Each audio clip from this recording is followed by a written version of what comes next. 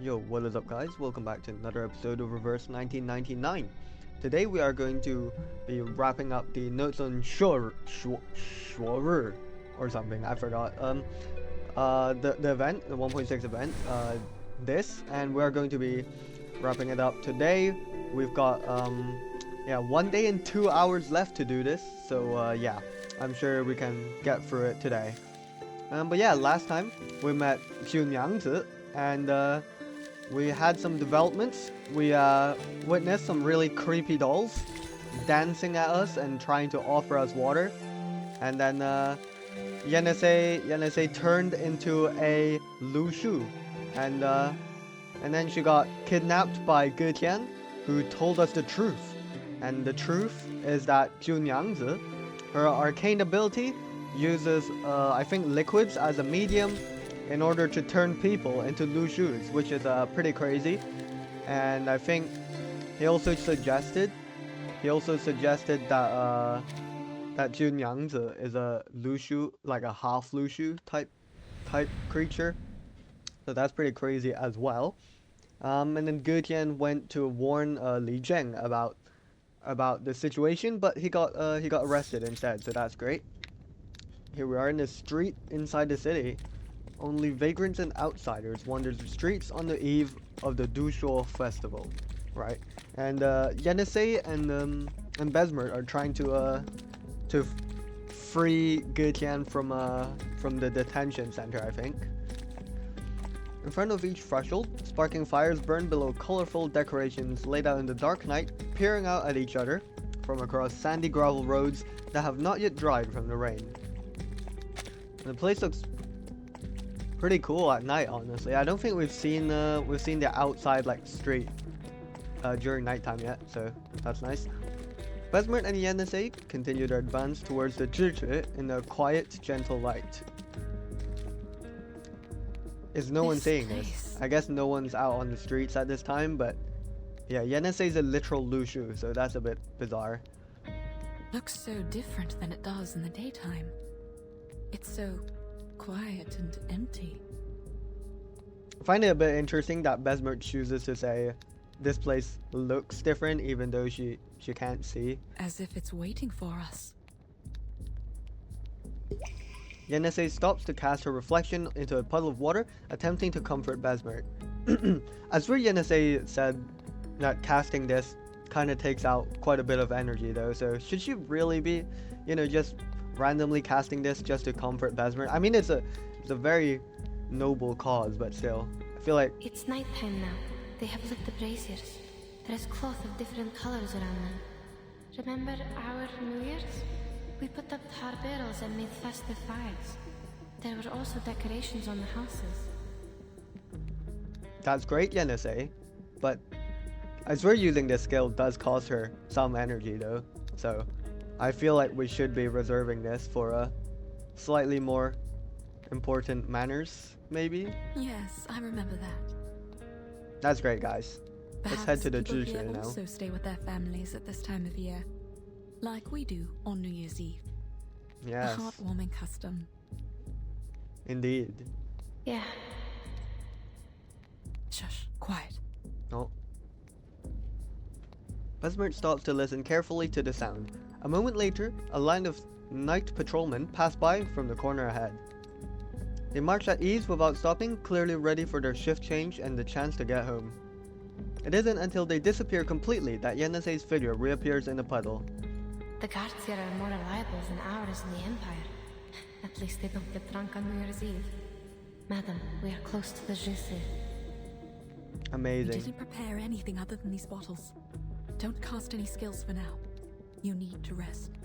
We don't know what's ahead of us. Hold Good on. idea. I heard something. Unlike the neat footsteps of the previous patrol, the distant sound they hear this time is of slower and warier footsteps. They're a bit jagged. Like, it doesn't seem like they're walking, to be honest, like the sound effects, but whatever. The woman and the Lushu hurriedly dart into the shadow of the nearby eaves. Staggering footsteps. Yeah. Almost limping. Yeah, exactly. Sounds like this person just tripped and fell. Or drunk. Yenisei follows the sound described by Besmert and looks around. Oh, Junyangzi. Fiancé? What is she doing here? What is she doing here? I'm trying to look at her face. Cause is that slight blush on her nose there? I can't really tell. Is she drunk? Also, why can we only see her left foot here? What's she doing with her right foot? Not far from them, Junyangzi hobbles along. She takes one step, then pauses, 2 steps, then pauses, and finally stops as she prepares to turn down a narrow alley. She looks completely broken down, as though she has just been in a fight, or perhaps she's just drunk.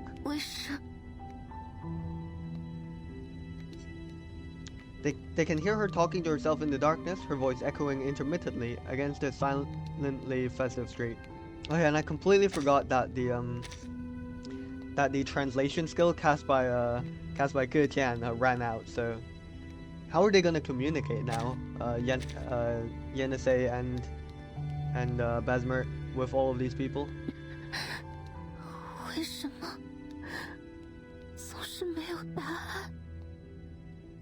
No answers. What, did you try to like seek for answers at the temple, like across the broken bridge? What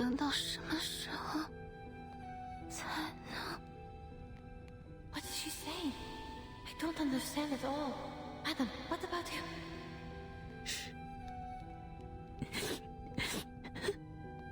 Damn. Poor girl, she's having like a breakdown out here in the streets at like midnight. They cannot see whether she's crying or not, but there is a soft sobbing that comes out like a whisper. Even so, she clenches her fist, as if tightly gripping something.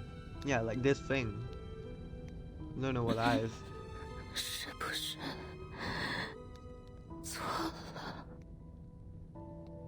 A mistake? What's a mistake? Please enlighten me, Junyangzi. Amid her silent sobbing, Junyangzi relaxes her hand. A long object falls from it and into a puddle on the ground. Oh, she dropped something and left. What was she holding? Where did Let's she check go? it out. I don't know if she's going to the tavern, but she has left the port. That's for sure. We should go find out what she dropped. Good idea. Yenisei's figure disappears from the puddle. She takes 2 steps, turns around, and bites on Besmert's hem, half dragging, half guiding her toward the corner of the alley's entrance, where the light and darkness intersect. Approaching the water, she finally lets go of Besmert and goes around to the other side. Yenisei then lowers her head as though to drink from the puddle, and deftly removes a piece of wood from it. She shakes the water off the wooden slab and leans toward Besmert's hand until her friend can grasp it. It is a wooden chip. Rough surface and some carvings on it. Is this an inscribed text? I'll be so real, even if it is inscribed, they won't be able to understand it, probably. Maybe. Please hold it. I'll check the other side. Oh, Starting There's from no around them, words there here. is a person, I guess, at the top. Then there is another person holding a bowl in the middle. it's kind of... I swear this kind of resembles Junyang's arcane skill, right? Like, you start off as a normal person, you drink the water from the bowl or the liquor or whatever, and then they turn into a Lushus. I think that's a Lushus. It looks pretty much like what Yenisei does right now. And there's like these stripes on it. A person holding a bowl in the middle, and then? Then there is a striped horse at the bottom. Probably a Lushus. What does it mean? Yenisei, what do you mean, what does it mean? This is literally a step-by-step reproduction of exactly what happened to you. A striped horse. Ge Tian once said that a Lushus has a red mane and the markings of a tiger. Indeed. You mean this is a Lushu? But it has no colors. Yenisei, it's a slab of wood. Why would it have colors? Even if it is a Lushu, why was she crying? Oh, maybe she learned the truth about her arcane ability. But then didn't she say she got no answers though? From, let's see. Yeah, she said she got no answers for her, so. But then that stick she was holding clearly like details how her arcane skill functions, so I don't know. Maybe like she got that information from somewhere, like how her arcane ability actually worked, and then like I don't know. And then she's tried to seek further answers, but then she got none. From my perspective, Chunangsi is not a bad person. I think she did all these things for a reason. Some kind of burden only known to herself. Burden? I'm only guessing. Since we didn't catch her words clearly, there is no conclusion, madam. That being said, the two of them fall into a shared silence. Since entering the city, the dark cloud of their uncertain future has followed them like a shadow. Well, there's no easy answer to any question here. We should meet with Mr. Getien before making any further arrangements. Good idea. Let's save him. I hope they at least patched Sure. him up, you know, because he was like bleeding. He had like wounds and stuff. Good, Jen. The woman in the Lushu walked forward at pace. The two increased their speed, arriving outside the grey walls of the Zhizi courtyard before they might be discovered by another team of night patrollers. The streets in this area are built with high walls surrounding their homes on all sides, so that people walking by can see nothing but stacked bricks. Stop here. I hear... I hear wings flapping. What? Don't tell me they're Julia's again. Wait, what? It is at this moment that Getian flies over the Zhizi's courtyard walls. Bro, did he just escape on his own? His wings flutter lighter than the previous few times, and he has no intention of stopping until he notices the figure at the foot of the wall. Mr. Getien? Damn. Besmert. That's very impressive that you can tell that it's Mr. Gutian just from his wings flapping. Or perhaps he had no intention of staying until he heard Besmert's voice. It's you. Oh, why is he speaking English now? I swear he didn't recast the skill. Gutian perches on a tree by the roadside, tightly clutching branches bearing leaves that have only just begun to wither. The tree's shadow sways, but he goes silent, only stopping as he recognizes the two figures below.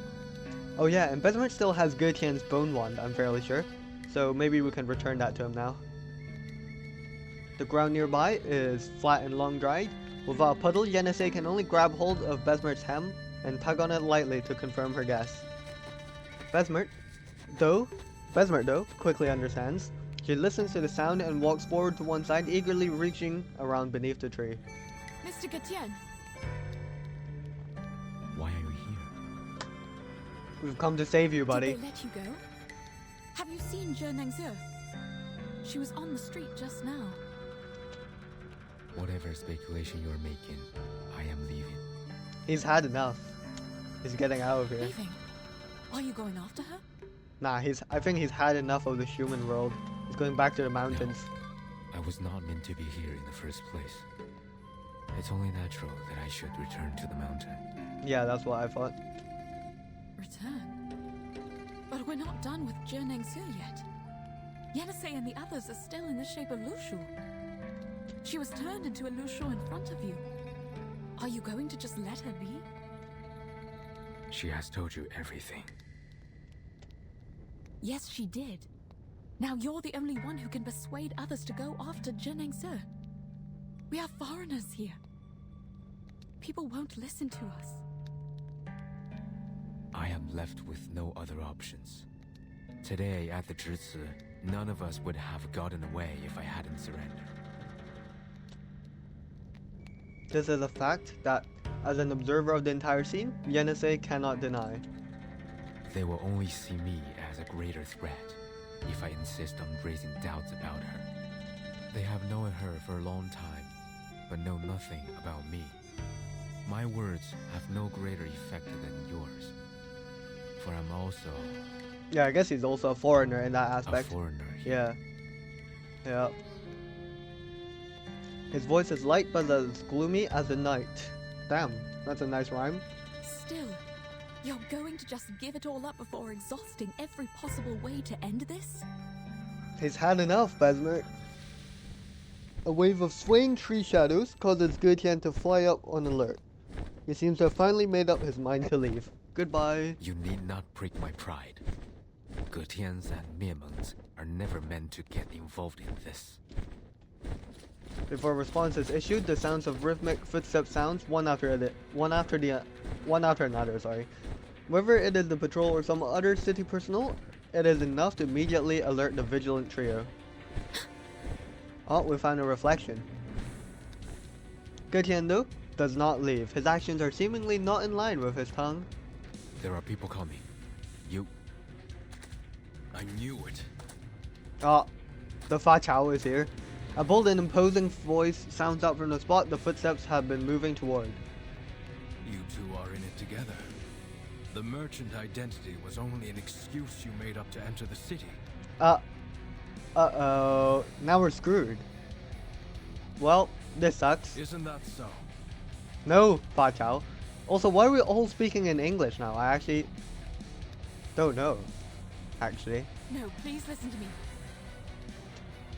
The stories you told Li Jung made no sense at all. How dare you come back like you did nothing and break into the jail? Hey now, buddy, we didn't break into the jail. You go first. Mr. Getian! Besmer intuits that she shouldn't just run away. At that moment, the only one who can help her confirm her assumption is Gutian. The one being sought for help does not make a sound. He dives from the tree, spreading his wings to cast an immense shadow over the scene. He flies between the patrol and Besmer, turning his back to them, then spreads his wings even wider until they completely block the view of those behind him. At this moment, he truly seems like a bird of prey. Lushus are fleet-footed creatures. Get on her back and leave. I'll join you shortly. Oh, he's gonna join us instead of leaving. What a goat. Thank you, Gutian. Don't you run. Catch them. Heh. Fa Chao. Let's see what you're made of. Right. Let's fight a very important figure of the city. Let's go. Filter complete. Move carefully. There he is, the Fa Chao himself. Xiangna, please stay behind me. Let's go. Allow me.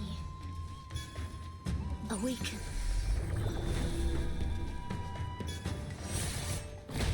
Amazing.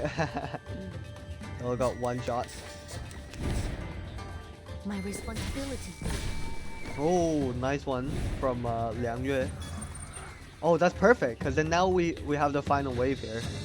That is amazing. Xiangna, please. Perfectly understood.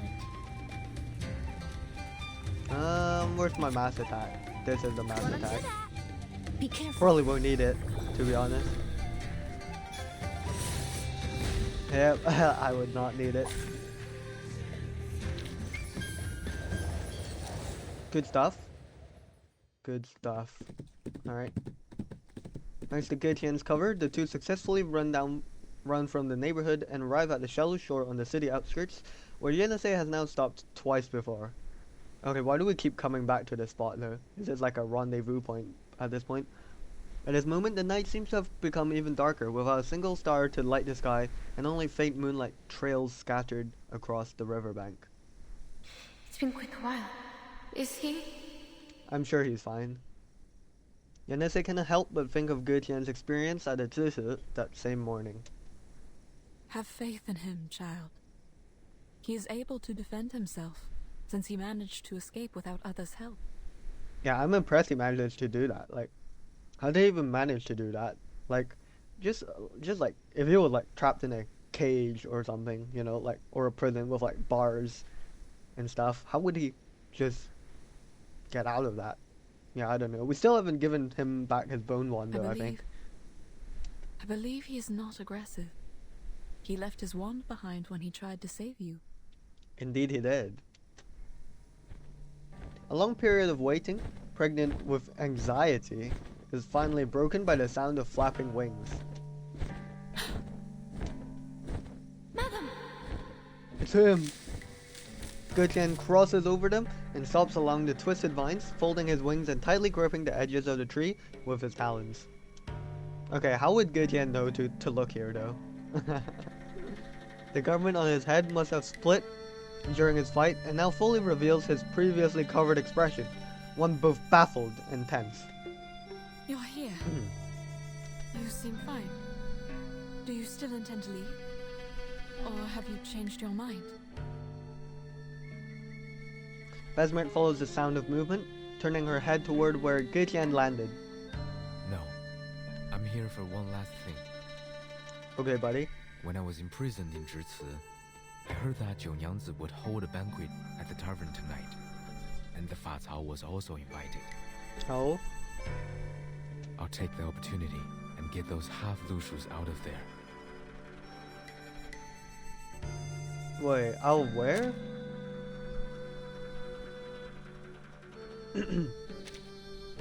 Please wait a second, sir. Yes? We're not going anywhere. We must release them from the arcane skill and bring them back. How are we gonna do that though? If you don't flee tonight, I'm afraid there will be no better chance for you to leave. Though her true intention is beyond my speculation, I fear the consequences of her action will be severe. Right. Since Jun Yangzi is holding a banquet, I guess everyone who participates could just turn into Lushus. You know full well the consequences. But how has this never happened now that I think about it? How has... Has Jun Yangzi never, like, hosted a banquet before? And turned, like, literally everyone into Lushus? Certainly. But you won't help us stop her. That is not my problem to address. I have done my part. He tried his best and now he's getting out. Then why did you help us get rid of the soldiers and offered to help again? His question surprises Gutian. He had never thought about it until that moment. He lifts his wings, forming a posture similar to cupping his face, sinking into contemplation. After a moment, he conjures up an explanation. It doesn't suggest my further involvement in this matter. Does it not? You are contradicting your own words, sir. Gutian lowers his head and looks toward the drying earth near the embankment out across the river's calm surface. Very well. I'll put it differently. Look at the street. It is empty tonight. Well, I don't think she can exactly look, but There was a time when people sent lanterns down the river on New Year's Eve. Even the simplest lantern would glow like the moon on the water. wait. What? Wait, I can't tell what's happening. Is he standing? But these don't look like feet. It looks like he's just like sitting cross-legged in the air somehow while levitating. I don't know. Maybe those are his Those legs. lanterns, carrying people's wishes, I don't know. floated down the river. The further they went, the more wishes were granted. Some would cast arcane skills on their lanterns to keep them from getting wet. But most of the lanterns still disappeared in the depths of the mountains or at the waterfalls. I used to look down at the city from the mountaintop, watching those lanterns float down the streams and merge into a light belt in the dark. Damn. Gutian really looks like he's out here contemplating, man. They were more brilliant and vibrant than the bonfires that were lit up all night in this city. The Lushu follows Gutian's gaze and looks toward the river, only to see the barren, narrowing river looking more and more like a stream in her eyes. The sad reality of the present makes it difficult to imagine the sea described in Gutian's words, despite the nostalgia overflowing from his tone. Besmert feels it too, but the safety of her companions remains a constant concern in her mind. I'm sorry. I don't understand what you mean. Time is against us. Damn, she really just said, "Come on, buddy. We've got no time to lose." Now the river has dried up, and the water no longer has vitality. Rainfall is getting scarce, accelerating the dying process. Damn. Yeah, bro is still contemplating. What was given does not compensate for what was lost. Oh, So people no longer show up by the river and send their wishes at night. damn. It's like they lost faith. I don't know what happened there with the with the like voice playback though. That was a bit odd. And I have lost my opportunity to watch the light belt. Even so, to this day, I haven't fully understood why I was impelled to leave the mountain. I once thought I couldn't bear the sight of those humans being turned into other creatures. And now you think it's no longer worth the effort to put things back in order? Yes, Damn. you people are no more than passengers in my life, drifting past me like those lanterns in the river. Damn. What's more, what is my purpose here if the gods of Sheti they serve don't intend to intervene? Gutian's words are so full of perplexity that they are almost painful. He poses questions like cutting meat into feed a tiger, knowing that there will be no reward after throwing them out, but still he insists.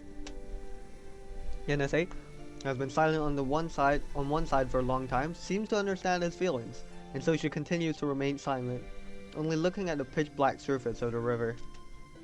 The river too looks back with its own quieting babble.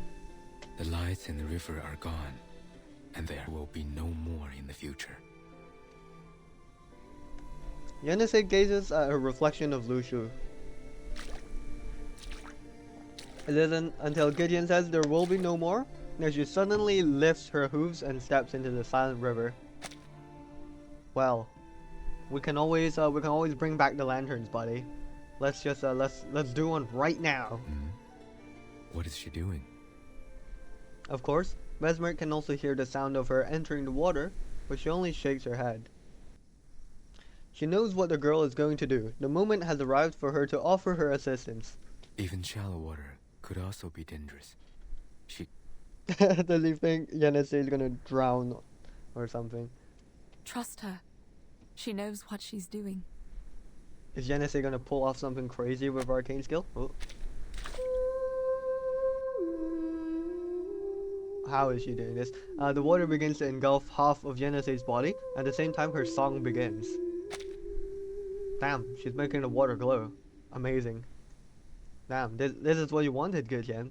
Some glowing lights on the river. What is this? Colorful dots of light suddenly ignited in the narrow river in front of them, burning like intense flames along the water surface. Then, the dots of light meandered to the soft riverbank, drifting with the song, like travelers on the long river, journeying without end. The place where the light passes through now shines brighter than all the decorations in the city streets, more than many years' worth of river lanterns that passed through the mountains. Amazing! I didn't even know Yennesae could do something like this. Lanterns. Yes? I can't see them, but I can feel the light. Are you appreciating them with your own eyes? Also, I can't lie. Like this, the scale of Yennesae's Lushus and Gutian kind of makes it seem like a Lushus is so small. Like, I think like if I scale this back up, it's like barely half as tall as a human. I thought they were like bigger, like actual horses. So. I don't. Maybe the picture is just misleading me. Maybe the depth is different. Faced with such a scene, Gutian is struck dumb. He can sense Yennesae's arcanist origins in her bones, but he cannot even begin to imagine what is happening at this moment. Mr. Gatian, the fact is, you've seen too many people and grown attached to too many things since you left the mountain. They float in your mind, glistening like the river lanterns. What? Vesmer is pulling out her persuasive speech skills now and enacting them on Gutian. And you're saddened by the idea that they will be gone one day, like the lanterns drifting away from your sight. Wow. But have you thought that those bright, agile and hope-rising flakes of light would gleam once again. The path of destiny is not always a dead end. Damn, so inspirational. It's too soon to give up, Mr. Getian. Wow. Here. It is your wand. Put it away, and please give this another thought. Damn, is this why is this why Besmer wins every single speech? Because you're just the best at giving motivational speeches, or just speeches in general. Wow. To be continued. Okay. Very inspirational from Besmer right there. And I did not know Yanase could do that. That is really impressive. Let's press on now with part 18. New Year's Eve. I guess we're going to we're gonna like crash Junyang's banquet and prevent people from turning into Lushus maybe. That would be good.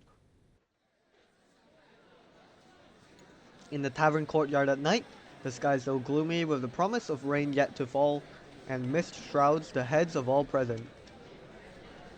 But the festive atmosphere of the banquet seems unaffected, and the damp mist is easily dispersed by the clamor and high spirits.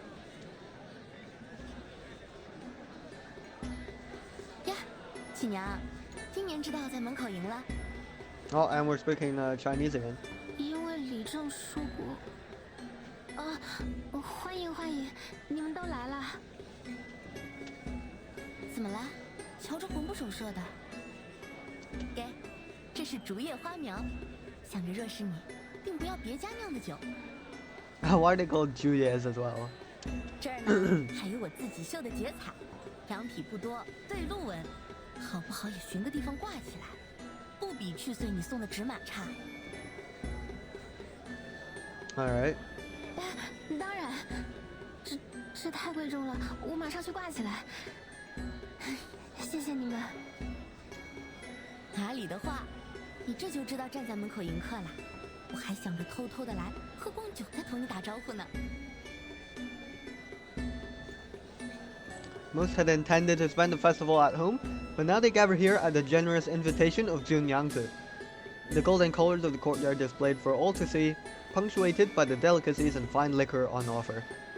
Almost every corner is filled with people, who are scattered about like sand in the desert, with status and age set aside and all notions of formality cast to the wind. 1个、2个、3个、4个。雪娘 What is she counting? Hello, Li Zhen. 7个、8个、9个。大家都入 What's 座 wrong? 了。也许还有人没到，我还没数清楚呢。那么，也许是法曹未到，他的妻儿早已落座，只是尚未得见他本人。Fa Chao. 啊， Maybe he's 这么 still 晚了 looking 他 for 还在 us. 巡逻吗？是不是还在寻找胡人娘子他们？ Yeah, probably, except not for the purpose that we thought he was going 应 to 当 be. 是。我们就这样让其他人等着，不大妥当。这样，那我们先开始吧，我会给他留酒的。 Imagine if everyone here turns into 诸 Lushus. 位，主人家有祝酒词要唱，烦请听过。 How quickly will that happen though? Like a few hours maybe? Like it'll take a few hours for everyone to turn into Lushus? Junyangzi stands up above the crowd, hoping that everyone can see her.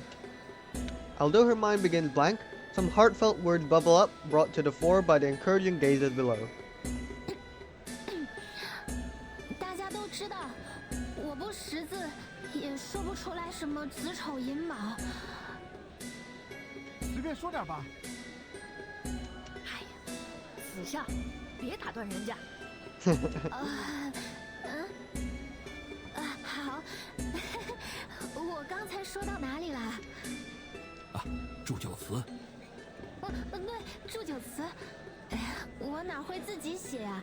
所以只好从致辞的书上看了一句，我觉得很好听，是叫 Okay. 劝君今趋之，满拙不虚词。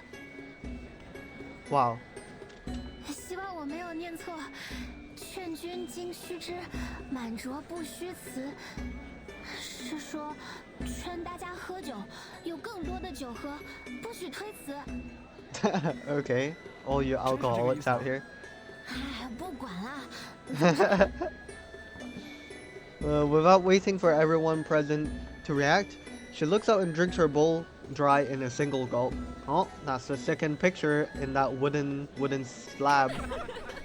It kind of looks more. It looks more like a stick to me, but her bowl is now slightly tilted, indicating that it has been emptied. Junyang's gaze glides over each face one by one, and finally she laughs with glee.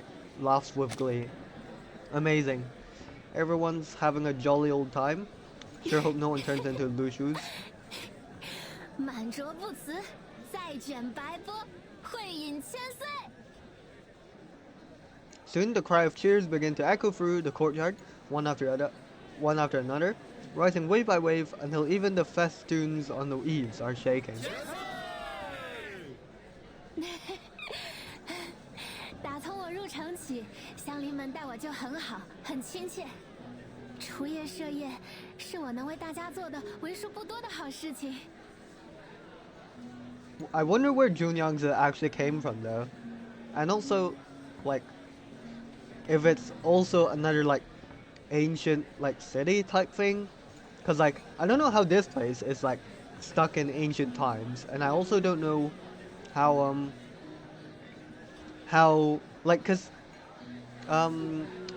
Li Jing said that they have like like foreign like merchants all the time. So are those like other people from ancient cities or like people from the present time?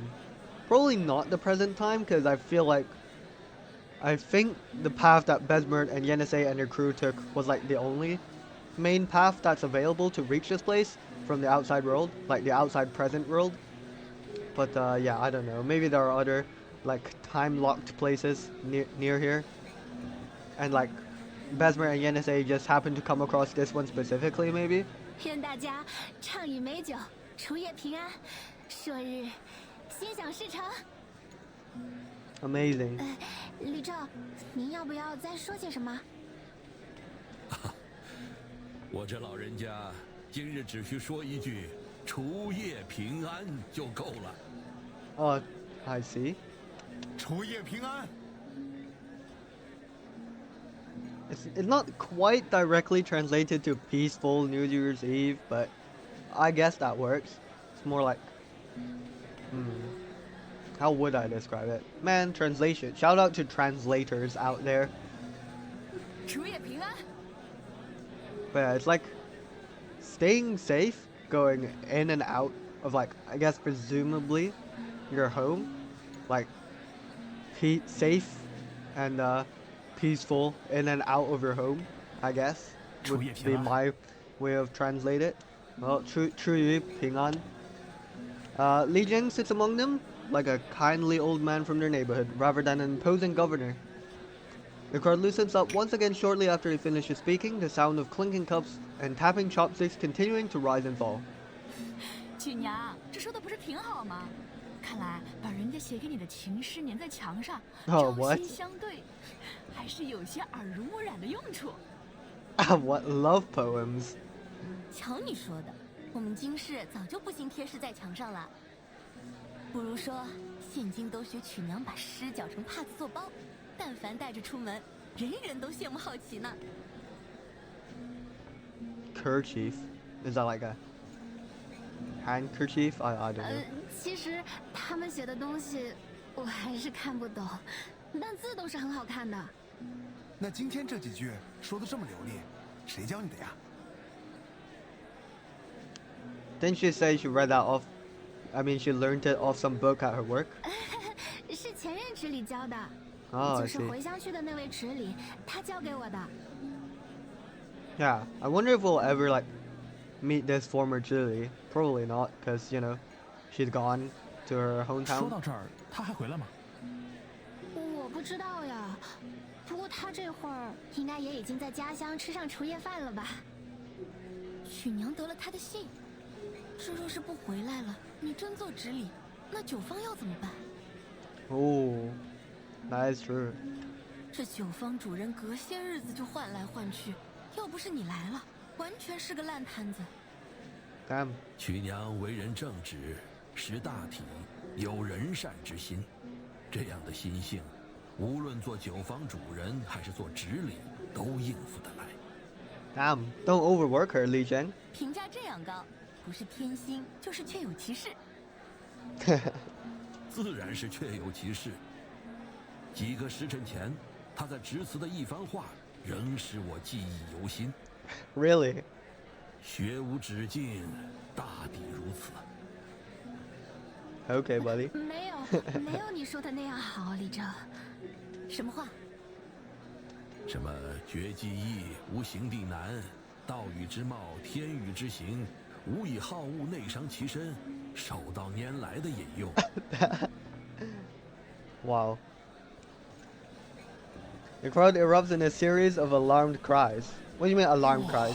Oh. 真有这事儿啊！ Oh, I thought alarmed as in like negatively alarmed. Like people started turning into Lushus or 自 something. 然，瞿娘即使不识字，也一直在摸索着修习，对典籍名句亦有自己的理解。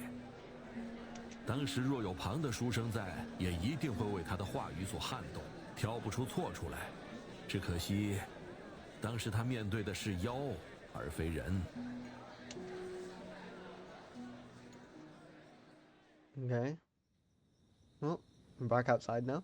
在致辞，面对妖。啊，莫非瞿娘与那羽人对峙了？ Damn. 他以为那羽人是 Words 祥瑞 heads，fast 所以问了些问题。你竟然还问他话，你就不怕他将你也变成有斑纹的怪马吗？ Oh, little do 我 these 当 people know. 时想不了那么多，我第一次见到形貌那么像画上祥瑞的妖，所以就……瞿娘， Oh, Fa Chao needs to come back. 瞿娘，瞿娘在何处？ The rapid sound of footsteps approaches, and their leader's figure steps into the tavern in several broad and forceful steps. The abrupt sound severs the excitement in the courtyard. 什么？怎么了？这是 Fa Chao! 瞿娘在何处？这儿，我在这儿。这是怎么了？ Does Fa Chao think Yenese, Besmer, and Getian are gonna go after her? 那两个胡人原来与葛天早有勾结，他们助葛天越狱，现已用神秘术躲进了郊外。 Yeah. No proof, by the way. No proof. 假使不久还要落雨，河边滩险，他们不在外面久留，一定会过来找你，因为你正是那羽人的目标。 In the courtyard, the crowd's gaze follows Fa Chao closely while Fa Chao's own eyes are fixed on Jun Yangzi. They realize now that some word of resistance is on her tongue. 这，瞿娘，你须得离开这里，不可留在酒坊。 Damn. 酒坊，酒坊是我的酒坊，我为什么要离开这里？ Too bad, Jun Yangzi. You're getting 你 kidnapped. 现在处于危险之中，为了保证你的安全，须得随巡防兵移步官府。既然葛天能够越狱，只此亦不可靠。我们只剩 Okay. 下官府一个选择。 Damn. 我不能走，他既不是祥瑞，也不是什么大妖， Whoa. Not a strong Yao. Okay. 我们不用怕他呀。 Damn. The sound of wings cutting through the air overlaps the end of Jun Yangzi's question. The new arrival spreads his wings like a dark cloud blanketing the courtyard's colorful decorations and dazzling lights. Okay, but this is just like if people start turning into Lushus now, they're just gonna blame it on Getian even more now. 报信。的确如此， Oh, 因为你们更需要惧怕的是酿酒的这娘子。 列队， Formation 1. The well-trained guards surround the tavern, and the sound of running, trampling feet echoes through the courtyard. 我就知道你会来找他。 Yeah, 你 well 的 done, 同 buddy. 伙呢？他们让你来打前锋。曲娘，你现在悔改仍有机会，不要再将人变为路鼠了。失踪者已是太多。There's information, unknown present, hits like a stone cast into water. Questions and whispers begin to circulate through the crowd like ripples in a pond. 人变成路鼠？哎，通缉令上不是说失踪者变成的是斑纹怪马吗？他究竟在说什么？ Oh, Junyang just looks up in the air and stares straight at the looming figure of Gutian above her. 你在说什么？你根本不了解路鼠，而且失踪者和我有什么关系？曲娘，他在胡说，是不是？不必与他多说，先捉住他。 Okay, buddy, let's fight again. Round two of fighting against the Fa Chao and his soldiers. To be continued, but it's time to fight. It's time to fight. Let's go, buddy. Let's see what you got. Probably nothing different. Filter complete. Oh, Move carefully. wait. What? Why are we fighting Gutian? Yeah, for some reason we're fighting on the side of the public people, on the people of Pei City here. I don't know why. Behind me. Please, allow me. Be careful.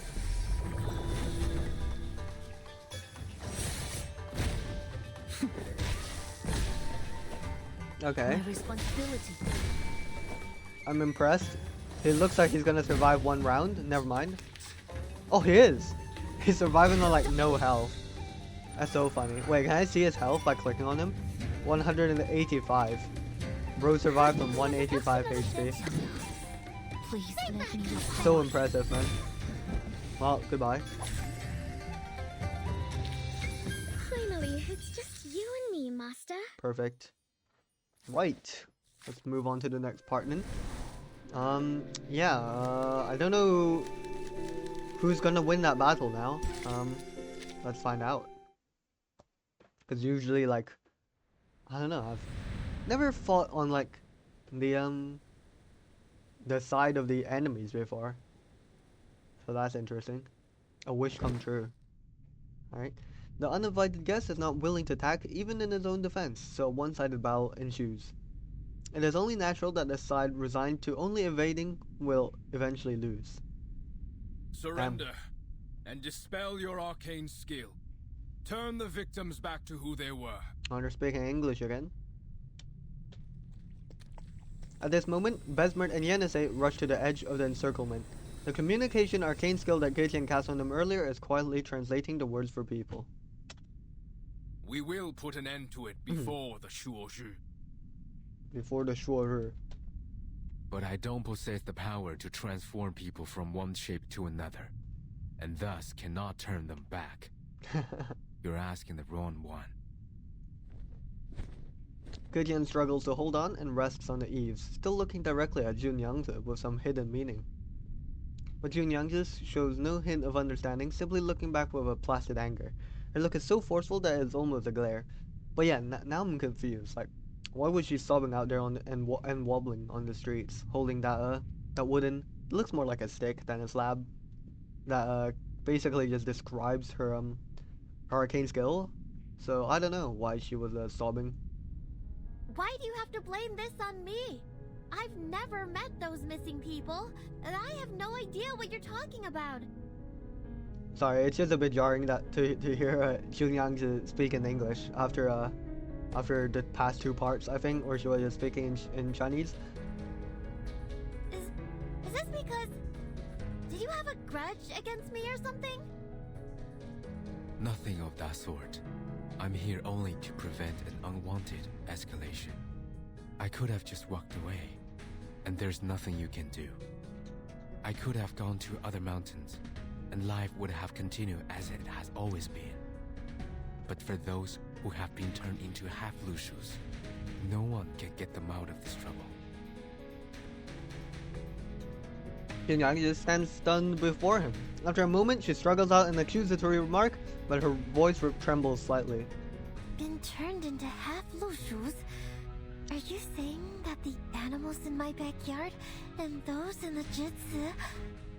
There are people! All the missing people? Oh. But I thought they were just Lushus. The first time I saw them, it was clear that we were alike.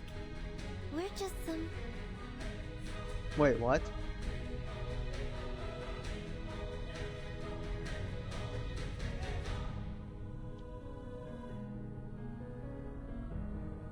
Did she just... So she knew she was a Lushu? Or a half Lushu? half divine beasts.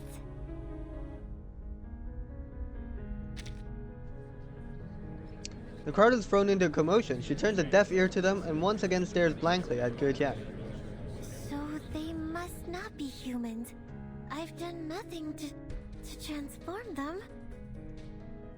Okay, so there's some fallacy in her logic here, but... So surely this...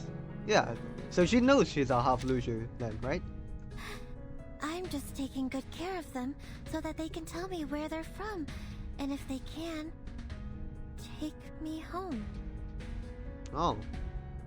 She wants to go home to like where Lushus live? Her trembling words usher us in a silence. Ge Tian, who knows she has already begun to waver, can only sigh. It seems he is starting to see the whole picture for what it is. The Niuyang Mountain shelters the beasts. The beasts have white heads, red tails, the bodies of horses, and the markings of tigers. When they neigh, the sound becomes music. The name is Lushu. The striped horses you keep in the yard are half Lushus. They look like what's told in the tales, and they cry like humming songs in the moonlight. The Niuyang Mountain.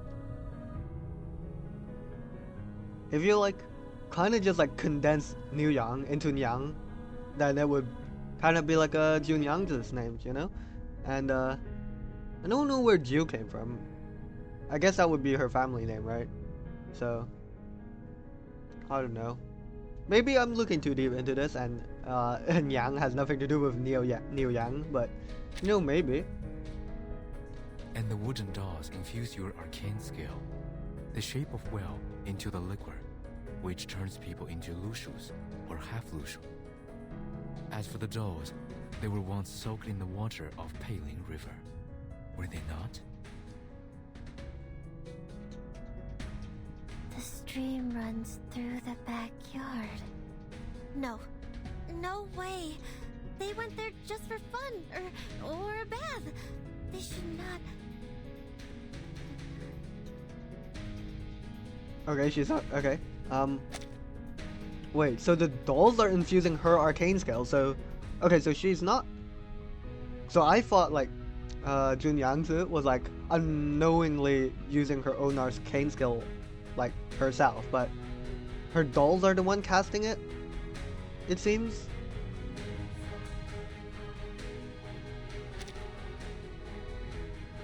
Beyond the encirclement formed by the patrolling troops, Besmert judges the course of events through the sound of people's voices. Jun Yangzi falls silent. The seeds of suspicion have been planted, and it is now time for witnesses to take the stand. Yenisei. Hello, Yenisei. Hidden in the crowd, Yenisei crashes into the soldiers on both sides of her. Sharp swords and spears brush over her Lushu skin, but she seems completely unfazed, charging straight toward the direction of the water jar. What? Who let it in? Catch it! The water leaking from the jar creates puddles in the crevices of the courtyard. Although it isn't much, it's still enough to buy some time. It's time to speak through water, Yenisei. Wait! It's you! Li Zheng immediately looks up at Ge Tian as though wishing to catch a glimpse of the arcane skill cast from his still figure, only to find nothing there. The markings of a tiger and a red mane. Exactly what the Featherman said. But its reflection is a woman? Oh, wow. It's all converging now. A gasp sounds out from the crowd. Oh my. The reflection. Is that the foreign lady from the street earlier? Yes, it is. Jun Yangzi also casts a bewildered gaze toward Yenisei. You are a Lushu. You're a real Lushu now. This is what a Lushu should be. Junyangzi, this does not help your case by saying this. But why are you still here? I don't see what you mean, Miss Chunangsu. Oh, you're hurt. And you shouldn't be here. It's not right. I don't get it. I don't know, man. Seems to me Junyangzi wants Lushus to find like their original home or lead her to her home of where Lushus live or something. She lightly tapped the pool of water with her hand as if soothing the invisible reflection of herself. I thought you were able to recognize your teammates and had already left here. Nope. That's not it.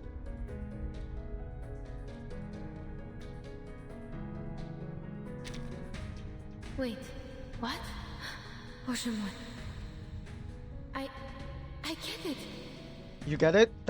That's great, Yenisei, cause I don't know what we're all talking about right now. Even Yenisei's reflection in the water ripples in response to this sudden realization. Chunangsu, you turned me into a Lushu because you thought that would help me find my teammates, didn't you? Last night, you said you would help me, so this is how you... Oh. That is so bizarre. So, now I'm so confused, because if Junyangzi willingly turned Yenisei into a Lushu, then surely she has to know... Well, I guess she wouldn't know that her dolls were the ones, like, turning people into half Lushus, but... Looks... Oh, okay. I guess that would explain why she wouldn't, like, recognize those half Lushus as like previous people, right? Because she thought that she could only turn people into full Lushus like Yenisei. But I was not asking for help. I was only being emotional or pouring out my troubles. Anyway, I was not asking for anything from you. From the talk, I could feel the sincerity from the bottom of your heart. It was too real to be fake. I understand you were trying to help, and that was enough. But I don't understand. The Taoist said, the one who can protect and benefit the people shall be a Xiangrui. If you can, but you don't, that would be wrong. Damn, she really wants to be a guardian. A Xiangrui. I've done a terrible job. I'm not that majestic, nor do I look like any Xiangruis in the book. I can't even turn into a real Lushu. How is that enough? She shakes her head and takes 2 steps back until she can retreat no longer and collides with a motionless patrol guard. Jiunyangzi, I think you need to tell us everything. Li Zheng, who has been standing nearby, now speaks, his tone intensifying as he goes on. Have you ever transformed people into Lushus? Junyangzi turns her head only to find that everyone's gaze has now shifted toward her, needling her with probing eyes. Uh-oh. Answer us! I swear that I was trying to help. To help everyone get what they want. Just like the former Jilly. She wanted to go back to her hometown, so What? I offered her a drink and sent her back. She turned the former Julie into a Lushu. Or a half Lushu.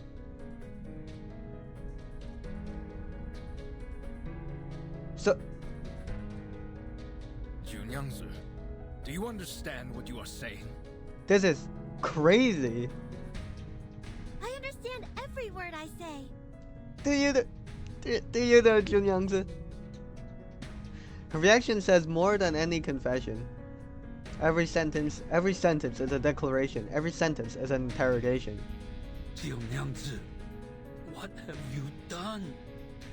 This is crazy. Well, guys, You know what they say, the path to hell is paved with good intentions, or something like that, I don't know. You should have asked this a lot earlier. What did you do to the Jie? She turned into a flippin' Lushus and ran off, probably. With Li Jiang, who had always trusted her, turning on her in anger, Junyang's reaction is to grab her own arm tightly as if for protection. She wants to step back again, to keep herself away from the intense emotion, but there is nowhere left for her to go. All she can do now is answer. She came to my tavern and complained that you didn't understand her at all, and that she was considering going back to her hometown. But it seemed far away from Pei City.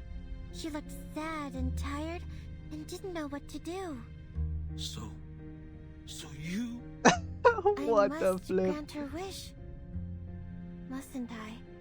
The Taoist said a Lushu can easily go 1,000 miles within a day. If they start running, go faster, that will be over 10,000 miles. Well,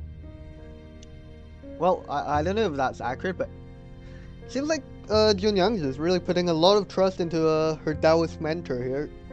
I mean, that's understandable, and the Taoist seemed pretty wise, but I wonder if the Taoist knew that Junyang was half Lushu then. Maybe? If that's how I can help her, I should definitely do that. You... Junyang lowers her eyes, trying to find more suitable words for her confession, but in the end, only a knot of confused sadness fills her throat. Just like now. If the Peiling River dries out, you have nowhere to go. Just turn into Lushus, and then you won't suffer. Lushus can go anywhere they want. To the north, to the south, wherever they want. Junyang, I don't think anyone wants to turn into Lushus, I'm afraid.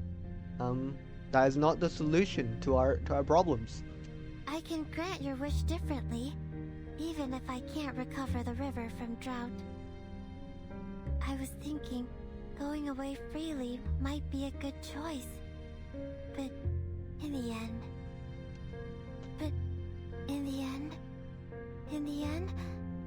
what I'm doing is wrong?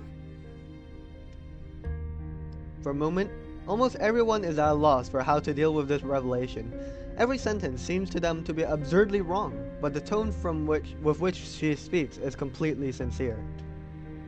Yet no matter what explanation she might offer, it only reveals that the true culprit of the disappearances was in fact Junyang herself. Well, you... I'm still wondering if everyone's gonna turn into Lushus. But I guess...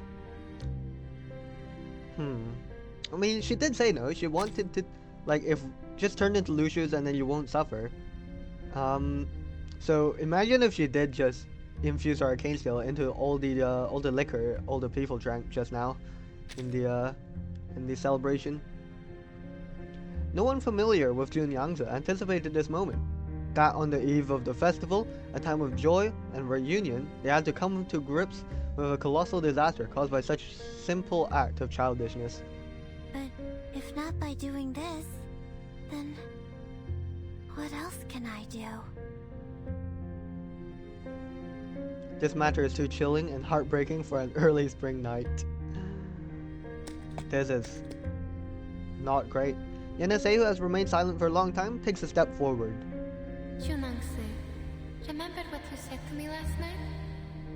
Liquor has many different names, but they're still liquor. You can put on many different clothes, but you will still be the same Junangse. Likewise, whether you turn me into a horse, a donkey, or a Lushu, I will still be the same Yenise. You don't have to force yourself to become the people's Zhangrei. I think it's only an unreachable symbol.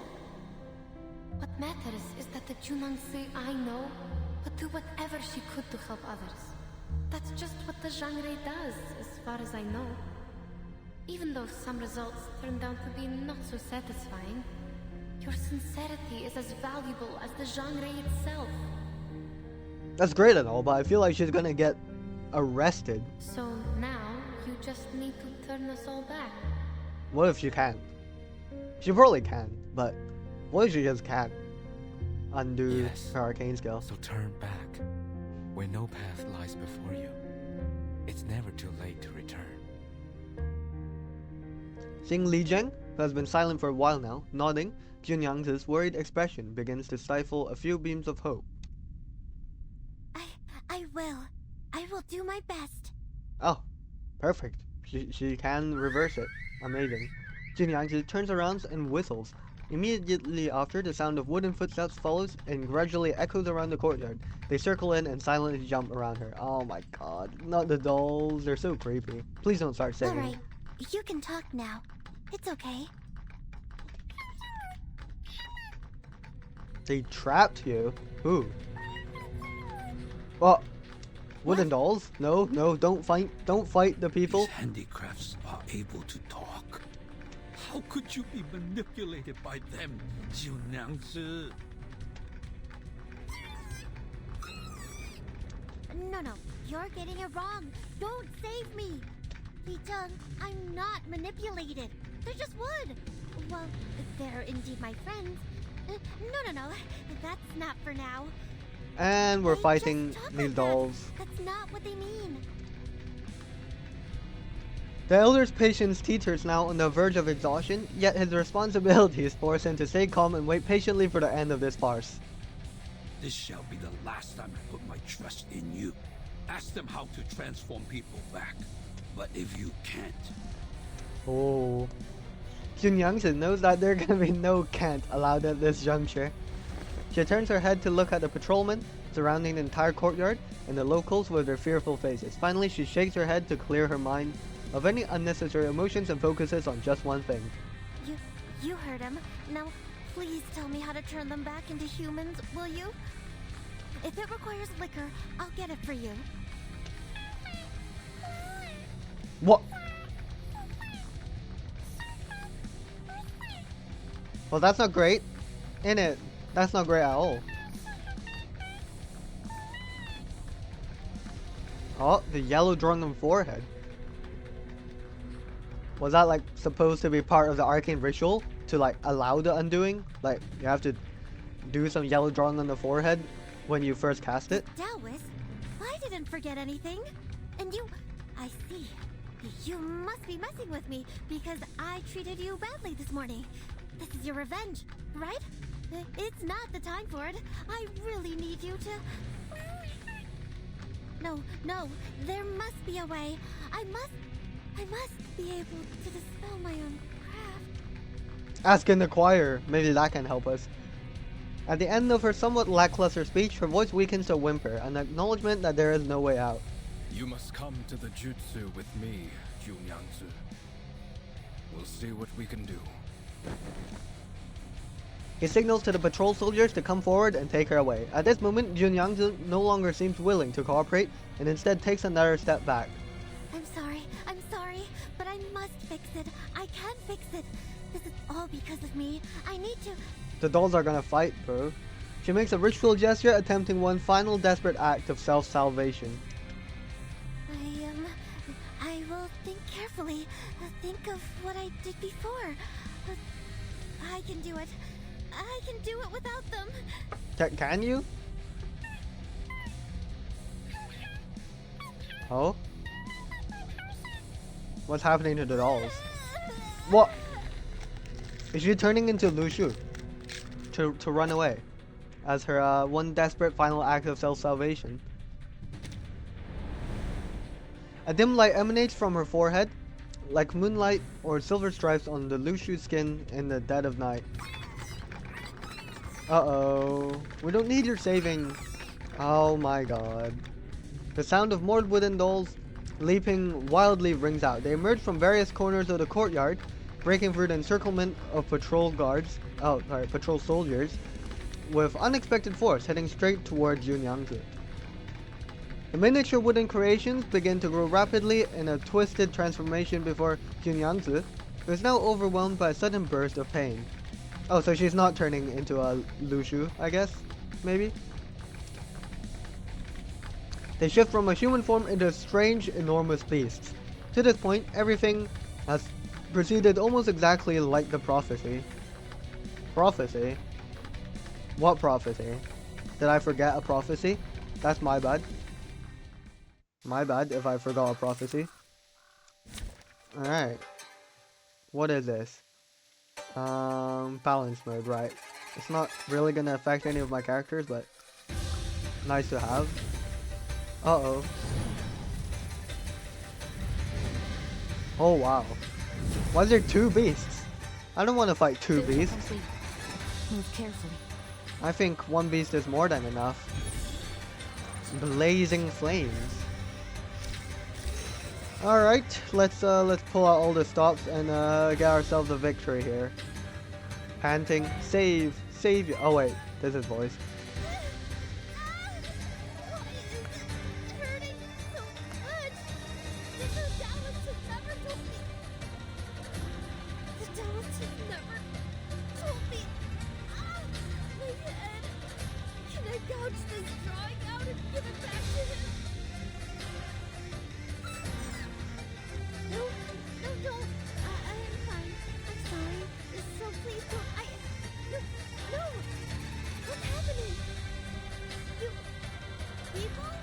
What is happening?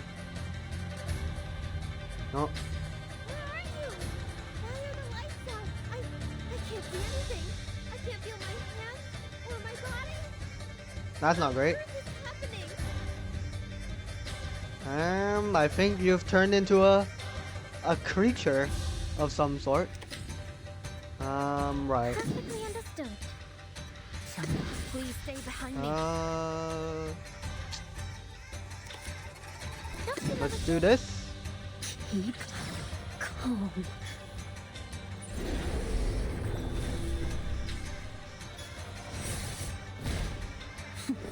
Damn, they're actually kind of strong, you know? Yeah. Very cool. These sheets are my wings.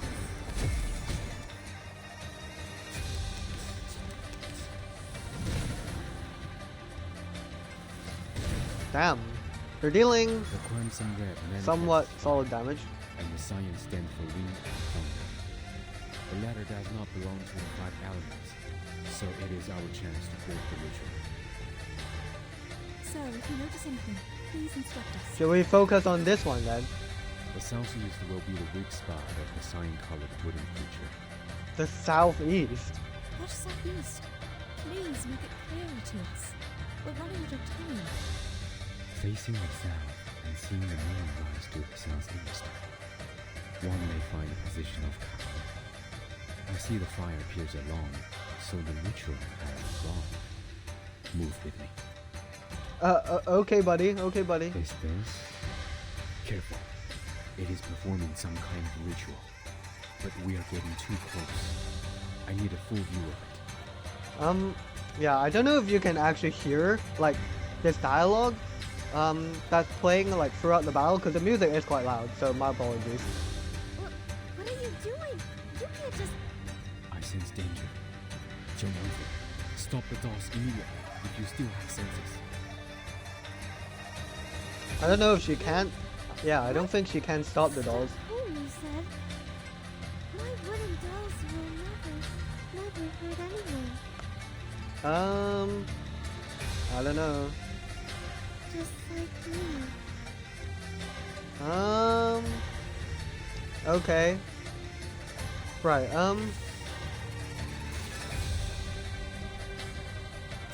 do this. Please Do stay behind this. me.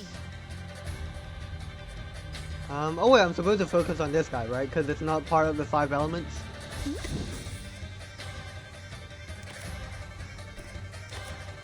What I'm good at. And then I'll just debuff this guy as well. This starts Actually, I should have played the debuff first, right? Because it makes them, like, it affects their damage taken or something. My bad, bro. Be careful.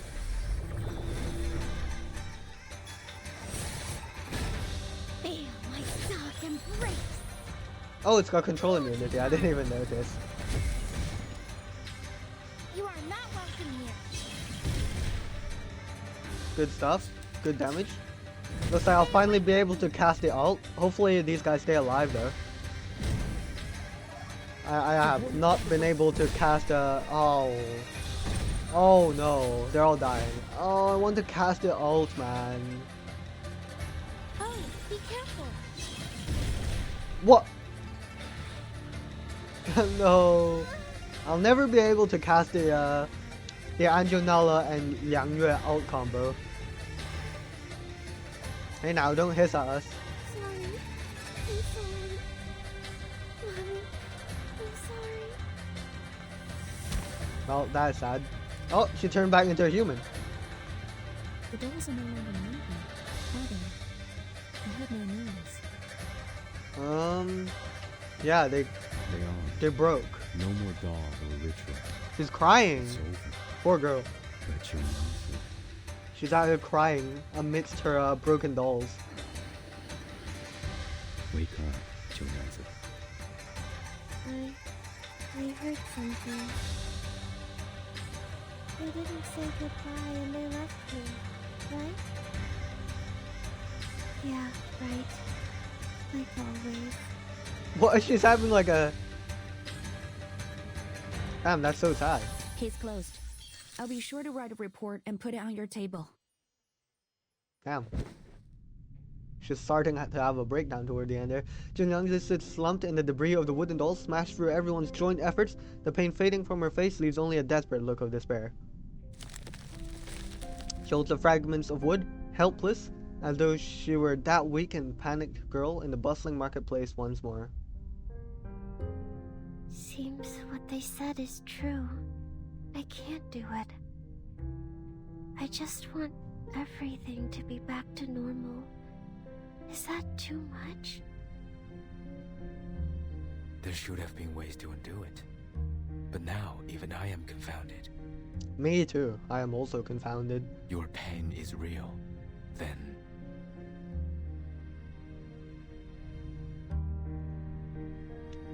Beside the broken water jar, Yenisei looks toward Besmert, who seems to feel something and gently breaks free from the stupefied patrol soldiers. The static courtyard is like a frozen scene, and Besmert is the only actor walking freely on the stage. Not being able to see the danger gives her an unworldly calm. You said you can't do it. Not that you don't want to, right? The That is arcane true. skill with conditions cannot be taken back once it is cast. Just like the irretrievable curses and vows in Siberian shamanism. Yeah? But what if we ask and acquire? Yeah, I don't know. Maybe? That's the only way I see us getting out of this. This girl's skull, like an unknown seal. Oh. I've been speculating about what caused limitation of her power. Oh, maybe the thing that that looks like a unknown seal. This may be the reason why she's in pain. A seal powerful enough to change one's marking on the bones is not to be easily broken. Okay. Skull? Did like the Taoist write something on her skull or something to like suppress her power? Junyang raises her hands and touches her forehead. The yellow drawing upon it should have been swept away by this sudden movement, forming a colorful mark or something else, but it doesn't. The Taoist gave her that picture, right? About. Like the yellow picture? I don't know. Exploration bearing no fruit, Junyang warily withdraws her hand and gives up her investigation. I can't. I can turn them into Lushus, but not the opposite way. Maybe I can't be a Xiangrui at all. I'm not qualified. At this point, the story has entered an unsolvable impasse. Alright. There's one more question that seems to be overlooked by us all. Okay, How many Besmert. people have drunk Zhenengsi's liquor? Oh, right. Yeah. Good luck, guys. I sure hope you don't turn into Lushus in around half an hour, maybe 2 seconds. In the merry festival spirit. And we're all cooked. We're all cooked. We are all half Lushus. GG. Wow. That was a good part. That was a good part of the chapter. Oh, we can see like the two creatures here actually. Could we always see that? That's kind of a spoiler, no? If we could. But yeah.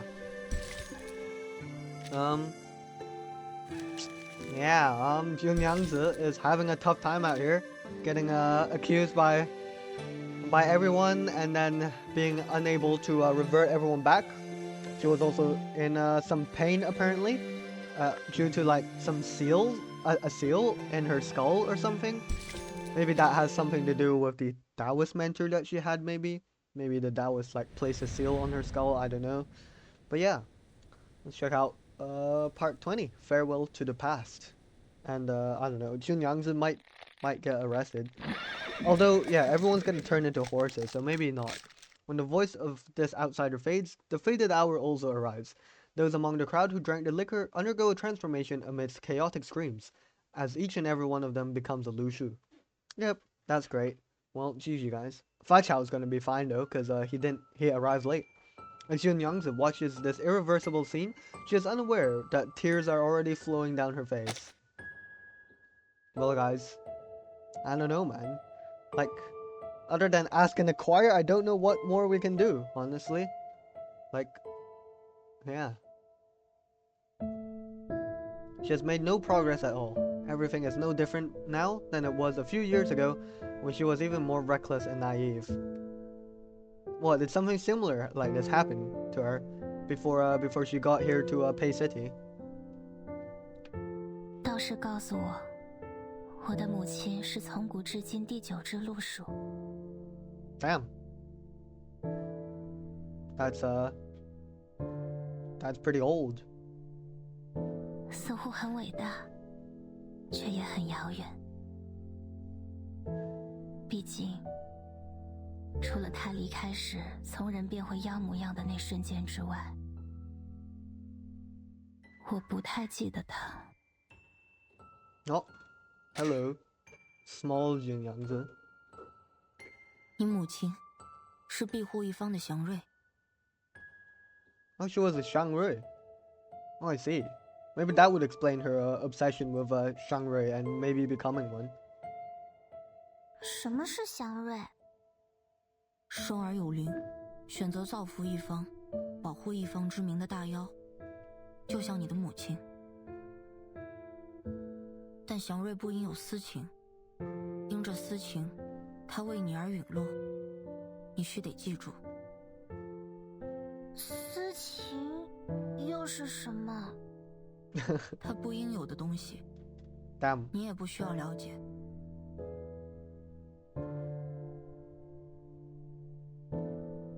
Yeah, she said, cause what? She asked, "What is this?" But then the Taoist said, you don't need to know." And I guess they translated it as "you don't need it either." But 他没能走下去的路，你却应当继续走。damn, she was being trained to become a Shangrui. 是这样的泥土路，还是像那些房子外面的石板路？ Damn, we're talking about the paths. 留在城里，成为他们的庇护者，成为祥瑞。Damn. 终有一日，你会知晓。Is this the mark on her skull then? Cause I don't think I've seen this thing before. Maybe I didn't notice. 道士带走我，却又离开我。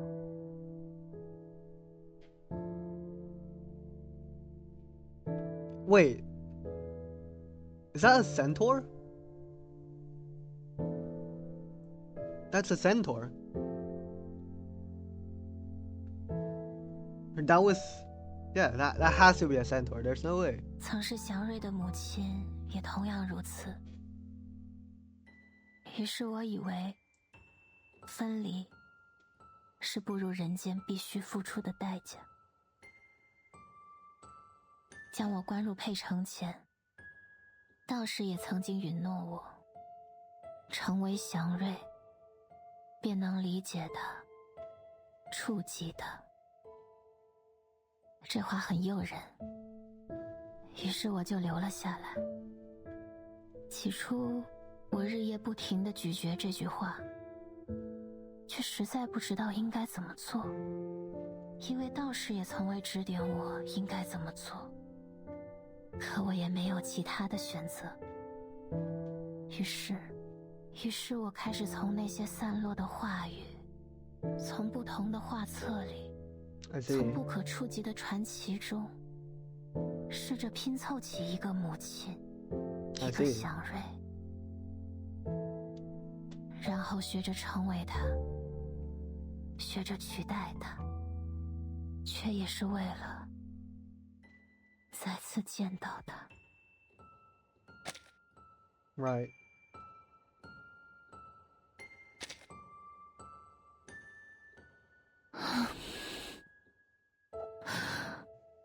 我想问问他，你是怎样想的呢？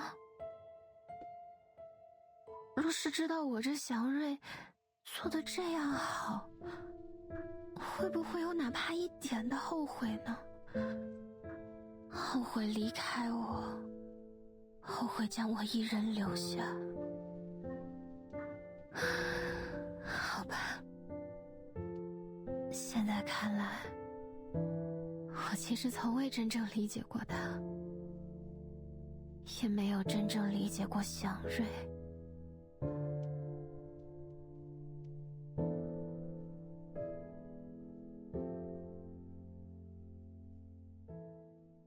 Today's a tough day for Junyangzi. And it's raining. It just keeps getting worse. Between the two people standing in the courtyard walkway in the silent rain, a decision is made. 曲娘，你难道真的要？ As someone who has always been steadfast in his will, he rarely hesitates. He doesn't know which words to use to emphasize the danger of this matter to the person in front of him, or whether all words are powerless before her final choice. And so ultimately, he remains silent. 我知道，从来都没有人真的跳过去了。李正为了告诫我，还讲过许多故事，一些不适合用来告诫孩童的故事。Damn, she even has a new outfit now. It's more loose and yeah, I don't know.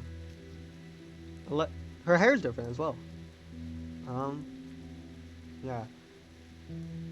But yeah, as I proposed, we are going to jump the bridge and go and ask an acquirer, and hopefully that works. That would be 可我 great. 一定得去，因为只有这个方法了，只有问卜。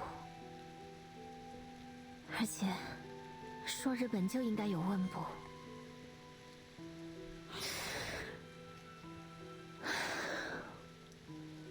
谢谢你愿意放我走，甚至还替我取来了衣服。虽然直里不在，我都不知道怎么穿它才对。 Oh, is this a Julia outfit? 但没关系，新衣服始终是新衣服，不会因为我穿的不好就变了味道。 She pats the hem of her skirt aimlessly, then folds the cuffs, and finally folds back the silk drapes once more. When she cannot find anything else to fix, her farewell rises to the tip of her tongue. 谢谢，真的谢谢你。那我这就，我走了。 Goodbye. Save us, Junyangzi. Junyangzi steps back and places her hands beneath her forehead, palm to back. She bows farewell to Fa Chao in the hallway, and a Lushu turned from Li Zhen. A gesture of gratitude and an apology. She has never performed such a ritual before. This will be the first and last time. 也许我们会找到其他法子，你不必。 He doesn't finish, because anything he wants to say would be untrue, an example of unwarranted comfort from a survivor toward their aggressor. And so, Junyangzi says nothing. She shakes her head as if she hadn't heard his proposal, retreating into the rain, and then turns around and walks toward the outside of the Zizi. Her footsteps have never been so relaxed before, with each step becoming faster and faster, almost evolving into a sprint toward the end. She runs toward the outside of the city, but not to escape.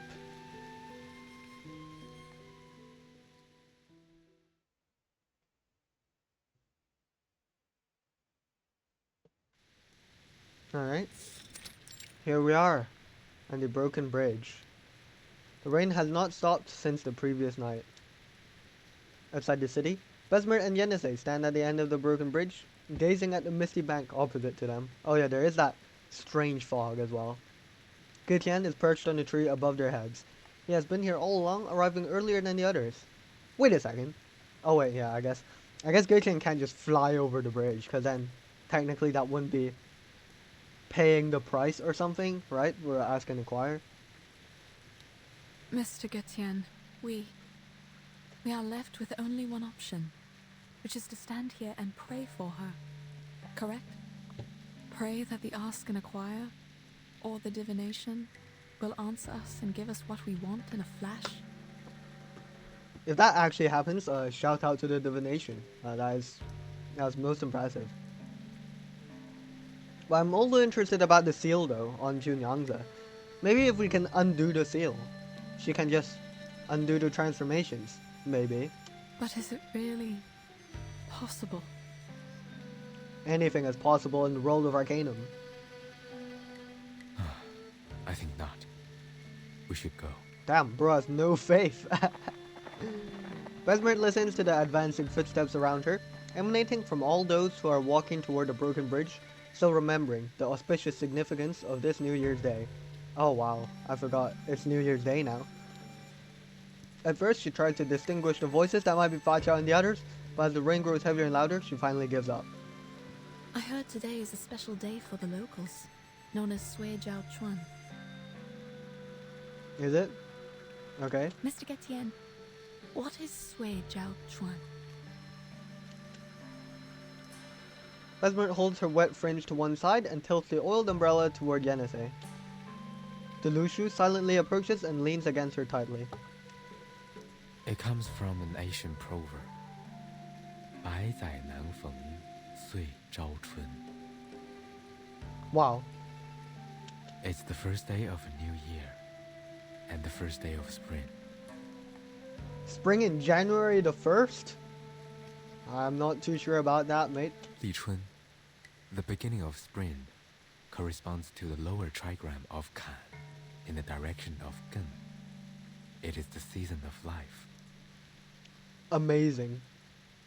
A time when the weather is clear and young fills the air. They are pleasing to the ears. What's pleasing to the ears? But I don't know what to make of it when all these are put together. What, like the terms?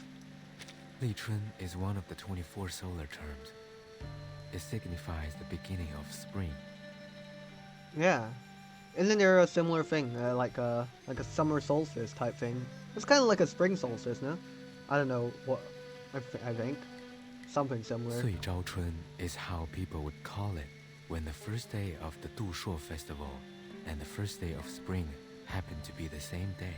Amazing. It is a once-in-a-century good sign. Amazing. Indeed. Lucky. Very lucky. It's also the first day of a new year. I like the coincidence. Do you still find it equally pleasing if your teammates are not coming back? Then I will take them home as they are now and see what I can do. I know the words are hidden behind your silence, but this is the best option for now. After all, as you just said, prayers are not enough to bring them back. Whoa, where's your faith in the divination, Besmert? They could, for a time. But that's only what happened in the past. That is true. As you just said, good days only exist in our memories. Damn. Maybe we should start having good days in the present as well. That was before the flood. The aftermath of that disaster lasted longer than I thought. I was so wrong to think it was over. Besmert looks up, a drop of rain falls right onto the fabric she uses to cover her eyes. Then more falls, and more, gradually wetting the entire reef surface. She listens without intending any comment. It all began with the unstoppable flood. At first, it was just a few unusual tides that no one noticed. Then, the flood came, followed by the destruction of the bridge. Rip. The temple on the mountain, thus, lost its connection to its pilgrims. The prayers were no longer answered. I do not understand what caused all these things. My people left the mountain to help with the situation, but they never came back. Damn, must be a really rough flood. And now, even this river beneath us is gone, just like the Yuan Temple, forever lost in the fog.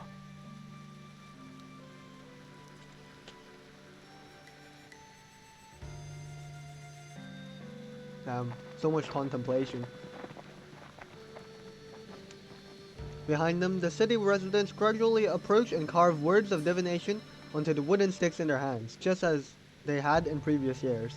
Wait, now that I think about it, where did Jun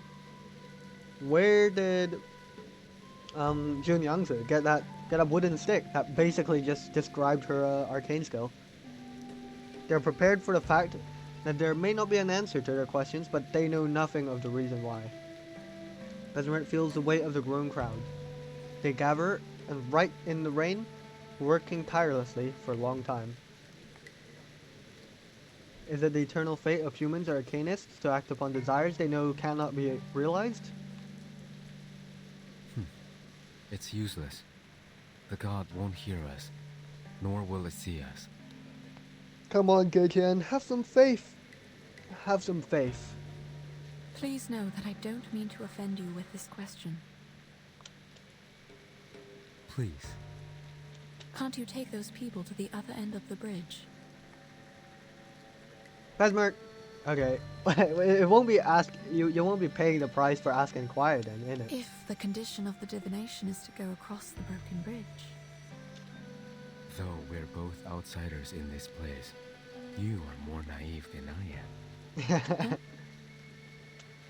One can only meet the condition by going over the bridge oneself, even if the price is their life.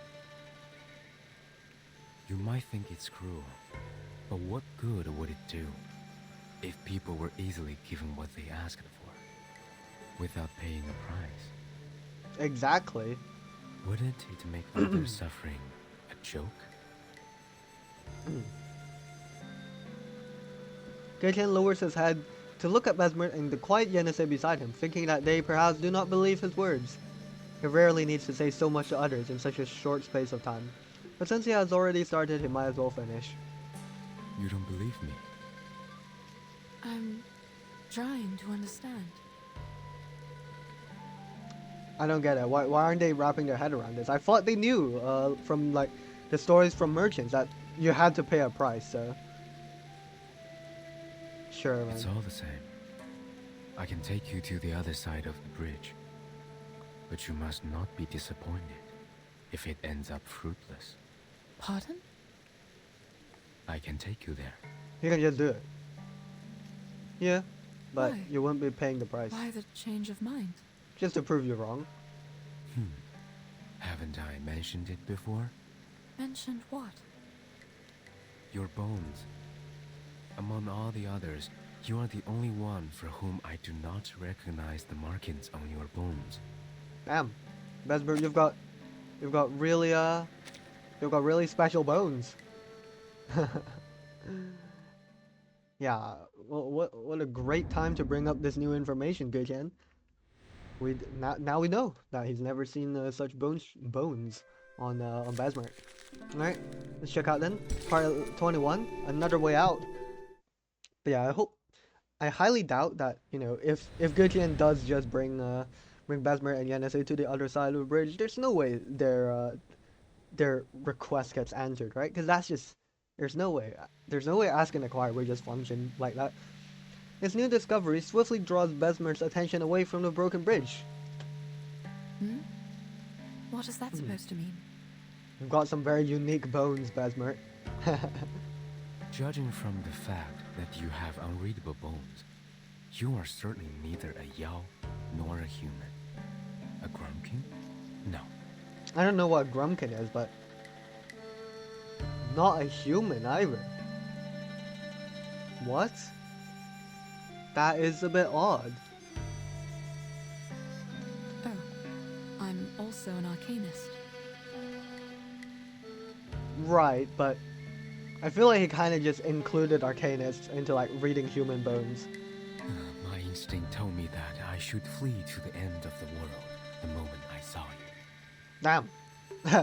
Well, I'm glad you didn't do that, Gujen. You did run away, along with my poor teammates, who were turned into Lushus.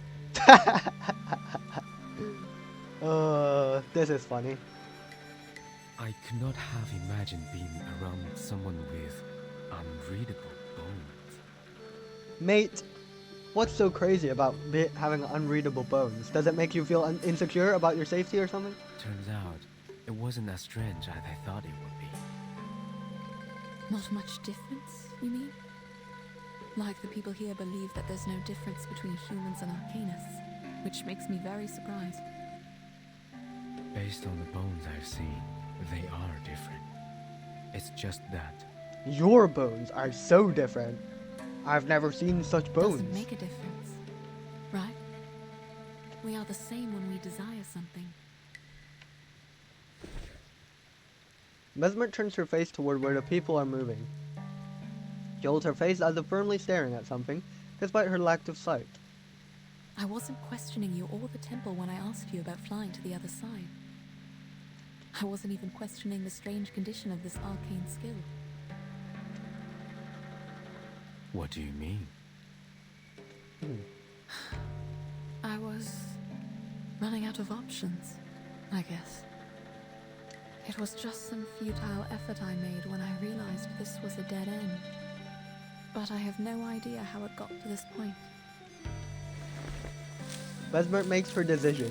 She lifts the oiled umbrella and sticks it between the branches above her head.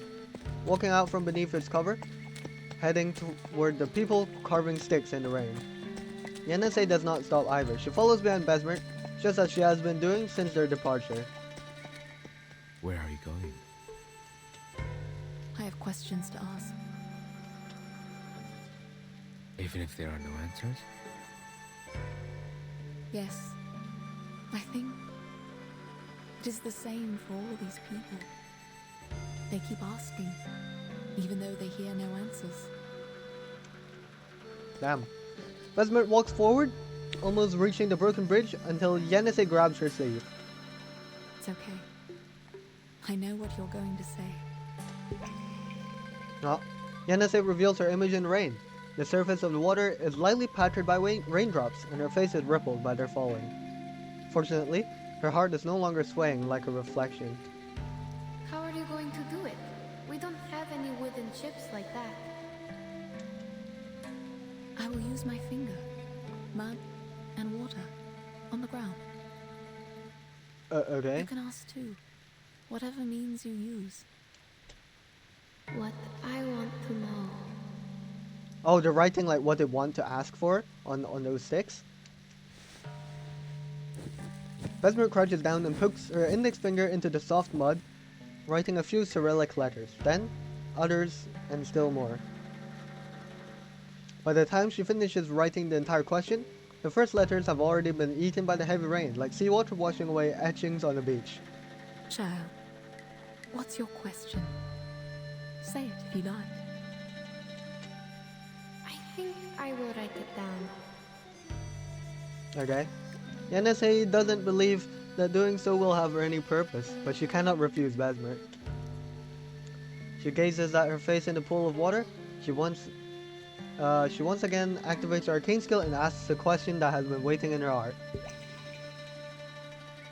The red-haired girl suddenly disappears from the pool of water in front of her. Instead, a line of Cyrillic letters composed of warm-colored dots appears on the clean water surface.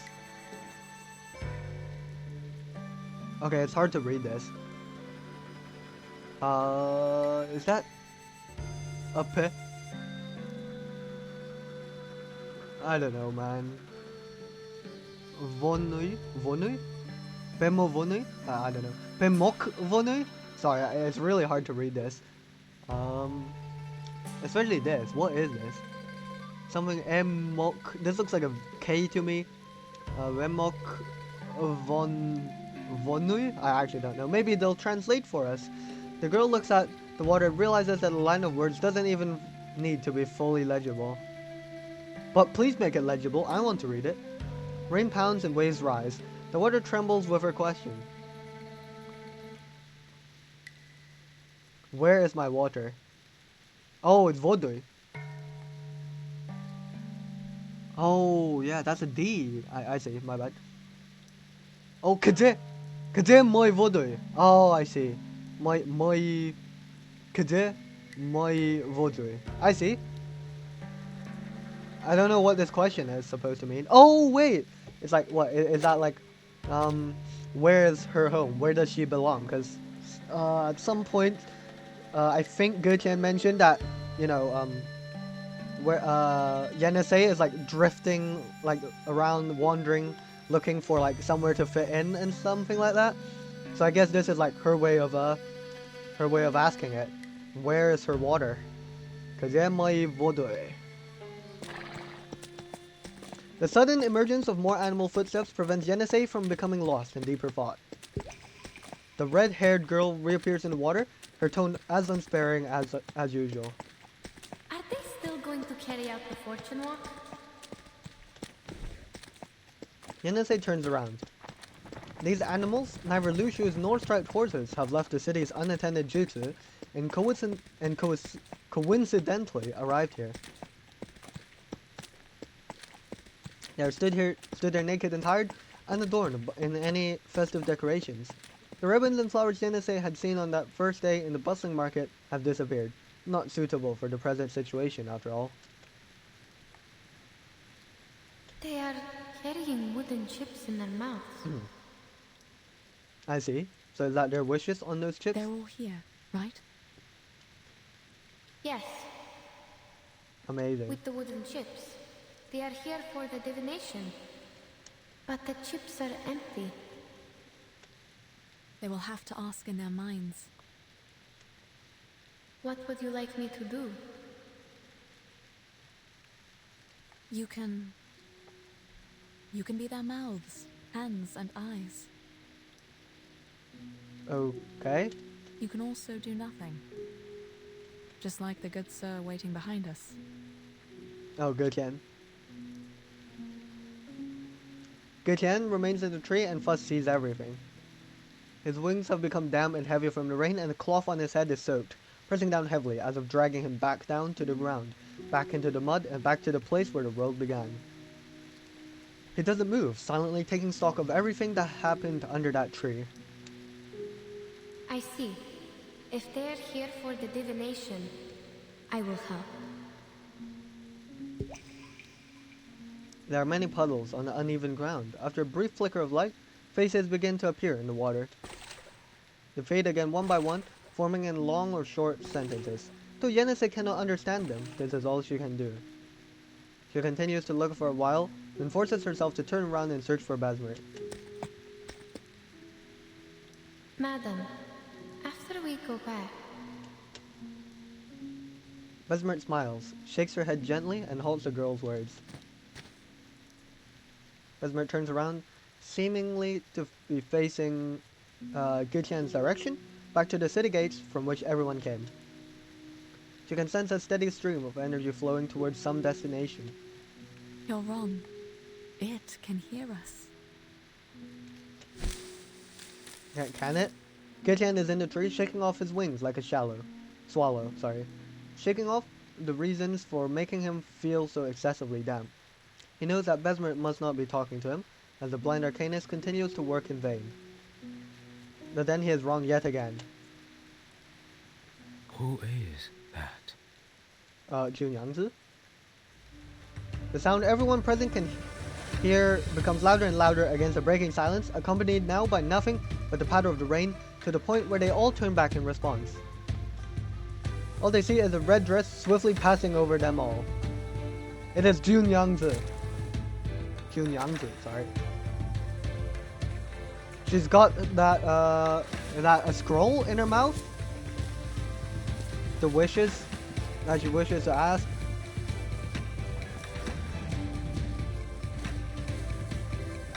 How's she gonna lead this out? Okay. Is she gonna make this? What? The scroll just completely undid itself.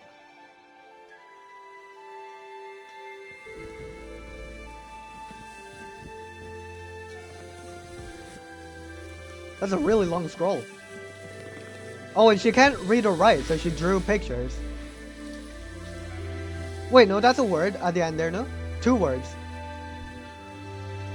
Oh, and she turned into Lushus somehow. Oh, this looks really good.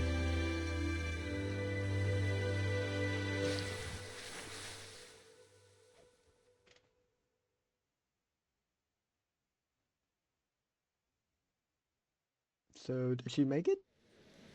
I hope she did. Both those familiar and unfamiliar with her quickly realized her identity, despite the change. Why did she do it? Did she really jump over the broken bridge? What could possibly have happened to her after doing so? Oh yeah, didn't they say there's like so much mist so you can't even see the other side? So maybe people don't know if she actually crossed the bridge. A myriad of questions hovers in the mind of the confounded witnesses.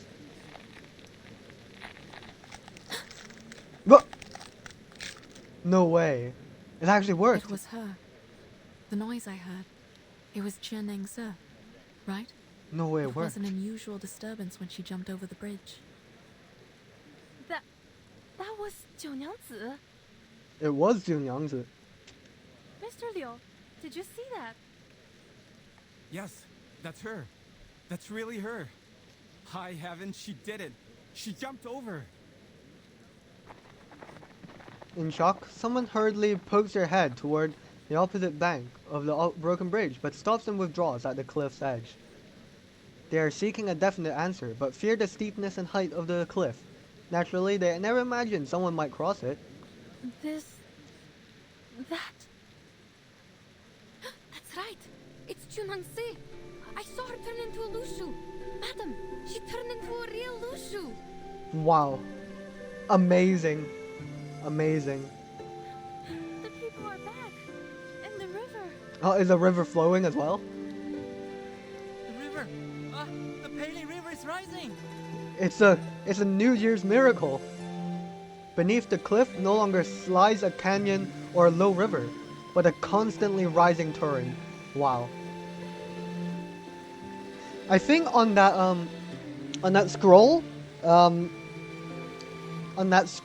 Jun Yangzi was carrying in her mouth, like we did see those pictures of people, so I guess that's what corresponded to the people turning back into, you know, people. But I think there was also there were 2 characters at the end there, which confounded me because I thought she couldn't write, right? And I didn't know what the second character was, but it had something to do with water, and the first one was Valley, I think. So maybe it had some. So maybe that was relating to refilling the river with water. You know, that's pretty cool. I did not know she could ask and acquire 2 different wishes at once. Mighty impressive. I can talk. My body's... What's happening? The people finally react. They look at each other excitedly, a red light illuminating their faces like the dazzling courtyard fires beneath the festival walkways, or the strip of light that appeared on the river before. Their divine wishes have been granted. Wait. My body is back? Indeed it is, Yenisei. Yenisei almost leaps into the air to embrace Vasmer. Junang Se. She jumped over the bridge. She jumped over. In the human form.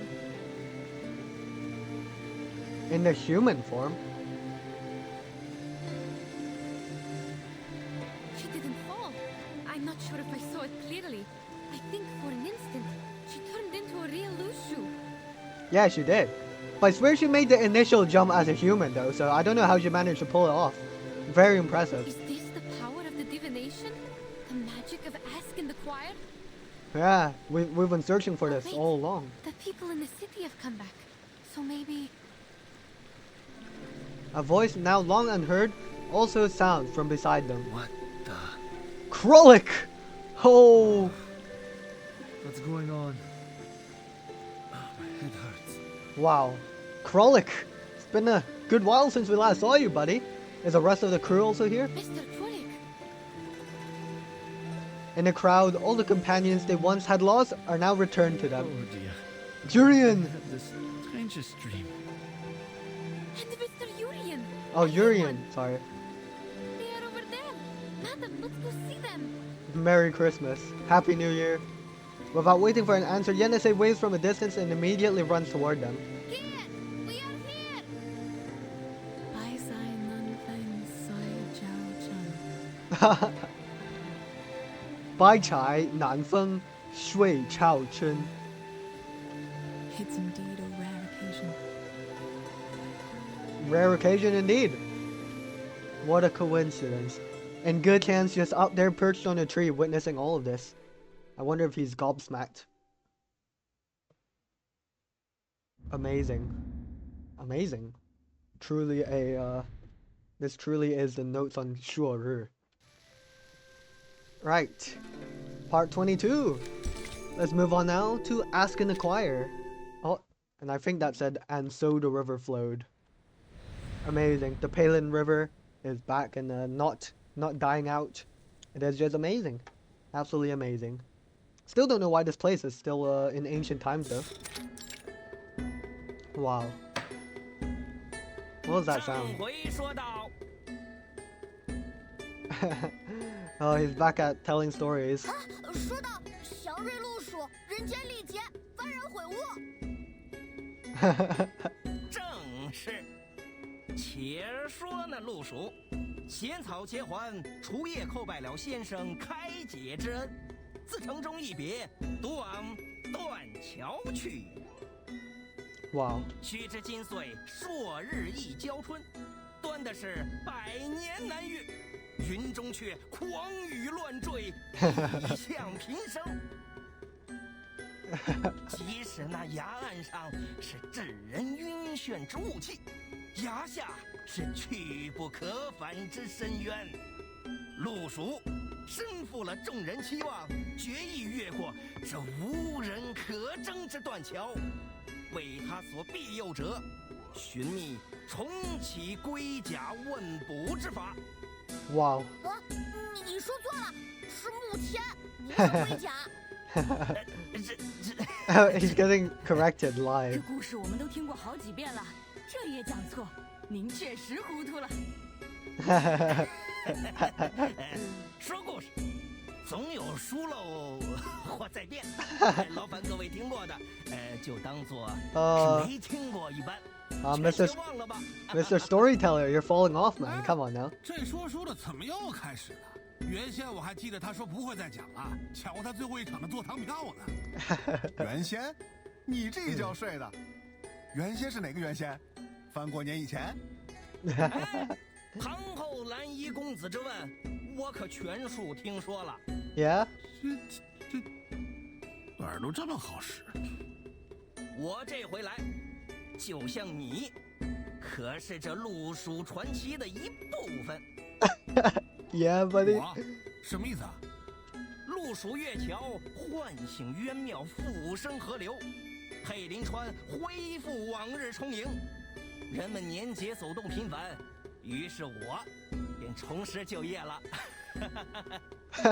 至于你，what about him specifically? 那陆蜀收了你的酒馆，将你变为他类。原是你自己卖酒时缺斤少两，坏了名声，却怪时节收成不良，营生不易。Yo, what? Is this a personal attack on him? 这陆蜀可算是解了你的困境，替你经营酒坊，还令你好好睡上一觉。请来呀，坐享其成便是。What is this bloke talking about? 我也想睡一觉起来，就有人帮我写了策论。小小年纪便习写策论，年少有为，年少有为啊！不过，还是早些回去洗洗睡了，明日里起来温书要紧。Oh, it always goes back to my studies, man. 听故事，可写不来策论，是不是？ This coming from a storyteller. Oh my god. Oh, what a fun time. What a great time. Amidst the festive hustle and bustle, a farewell brews in front of the city gates. This is the place from which people come and people go. I have so many things to write about this time. Enough for me to write a travel note. Indeed. And this is the travel note that Yanase was reading in part 1. You know, reminiscing about this strange time.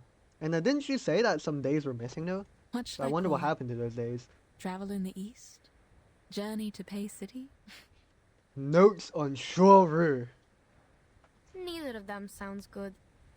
There are already too many travels and journeys. I think you are different from those authors, madam. So... Maybe notes. Oh, Gutian escorts the group to a spot near the city gate, where the road splits into two. On one side lies the road up the mountain, and on the other lies the road down. He slowly descends to the ground, standing still, stiff and slightly uncomfortable. The human companions of the two arcanists retreat in caution and fear from the strange bird creature. Indeed. Unlike others, the two of you have experienced it in its entirety. Wow. What do you mean? There was a beginning, and now here is an end. Forget not where you came from at the end. This is the entirety. Okay, buddy. That is too deep for me. Thus, happiness is found. What? What is he on about? This is too philosophical. I'm sorry that I still don't understand your riddles. That's no matter. Sorry to interrupt you. Can we go? I really want to go home right away. Ah, then we shall. Please wait. There's one more thing. What is it, buddy? Certainly. Please. The questions you asked, have you had the answers? I don't know what question Besmer asked, but we know Yanase asked her question. I don't think she has found her water just yet, though. I'm not sure. What do you mean? When Zheneng Se jumped over the bridge, Yanase saw a pattern being formed where I wrote my question. Oh, that's very unique. We didn't understand it. It didn't bother us either. Perhaps because there was no answer to my question. Oh, so we just asked some random question with no answer. Or... A question is asked, and a divination is made. What you saw might be a hexagram, not the interpretation of it. Okay, what did the pattern look like? Do you still remember what it looks like? Yanase thinks for a moment and uses a rock hammer handle to draw crooked and twisted lines in the sand, with occasional breaks in the middle of them. It changed a little, and ended up like this. Yeah, I sure hope she's having a more faithful drawing of the symbols than what she did to drawing the portrait of Gutian, because that was terrible. Let's just say. The hexagram of water and fire. Wow. I'd assume this belongs to an elderly person. What about yours?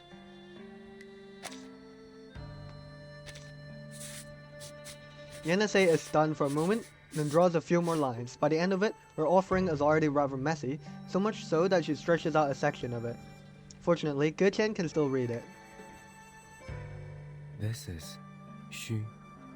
The hexagram of waiting. Though I don't know what could be derived from it. Right, so basically, the divination just told Yenisei to just keep waiting for to find her water, to find her home, her people, which is kind of what Getian said, no? When he read Yenisei's bones, you know, that she'll be wandering for quite a while before the interpretation she finds is her home. simple. Above is water, the stranded dragon, advising patience. Below is uprightness, which means you will smooth away the obstacles. Which means... Amazing. You must You wait will find patiently. your water. All you need to do is wait. Amazing. That's what I also said. Shout out. Yes, thank you. I didn't know that. Why are we being sarcastic? As for your hexagram, Yeah, water and fire. you have gone across the river. A decision has been made. What decision has you made? I see. Turns out the divination doesn't help at all. It does, if you believe in it. No, I know what you mean. It is exactly how I expected it to be. Thank you, Mr. Gutian. Yeah, okay. No need. I'm glad we're having helpful information from the divination. And what about you?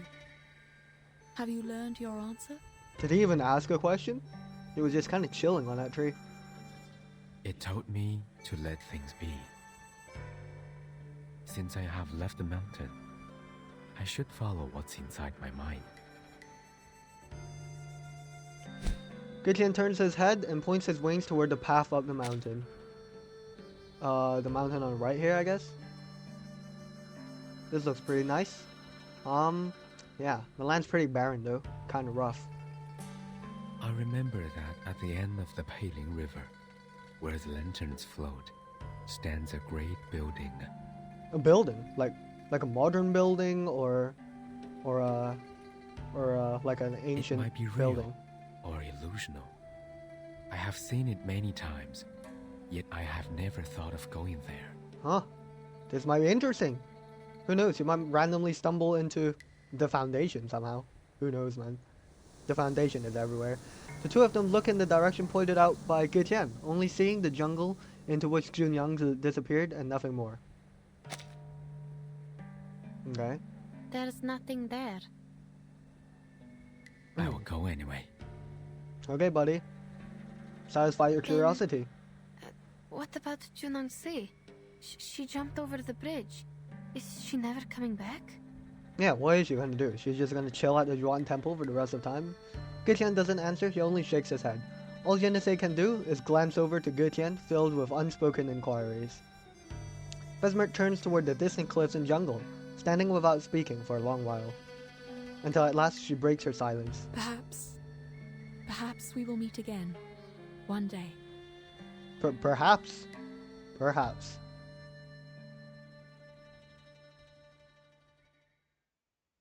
Okay. To be continued. Alright. Wow. Well, guess we're heading home. And now we're on the final part. We will meet again.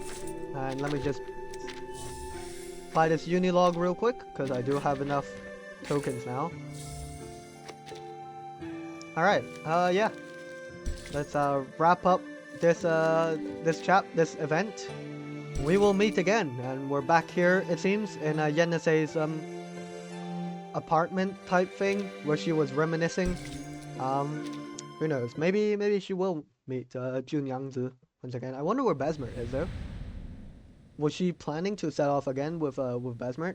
I'm not too entirely sure. Let's see, though. The party journeys along the river for a long time, but the night never falls. Most of them are in a hurry to leave, the same desire as before, but now much stronger than ever before, more than enough to bring the long-awaited harmony of a common purpose to the team. And no one dares mention their experiences for the rest of the trip. let's make camp after we get out of the forest. What do you say? Let's vote on it. I'm fine with it. How are you feeling, Mr. Jorian? I'm fine with that. A few still harbor a lingering curiosity, one they endure for a long time, and until able... Wait, what? One they endure for a long time, and until unable to resist, they turn around to see if the ancient city on the mountainside is still in sight. But while this is not a story where those who look back might turn into pillars of salt, there remains no trace of the strange city that should have still been in view. As they walk onward, the revived river known as the Palin, too, has changed its appearance. Yeah, no, it's everything's so green now, instead of like desert. Madam, the river! What about the river? The once wide river invisibly splits into slender tributaries behind them, spread out across the lush spring meadows like a rope net. Even if they wanted to find it, they might never distinguish the one that would lead them back. What is it? The compass is working. Great! Amazing. Their fellow traveler excitedly raises his hands, briefly blocking Yenisei's gaze from Besmer. The girl takes advantage of the situation and withdraws the words she cannot say. She only gently shakes her head. Nothing. Let's move. The compass is working, which means we can rely on the map again. Amazing. Oh, that's good. As for the book I'm going to write... Oh, you've decided on a name? Yes? Have you decided the title? Yes. I will call it... Notes on Shuaru. Wow.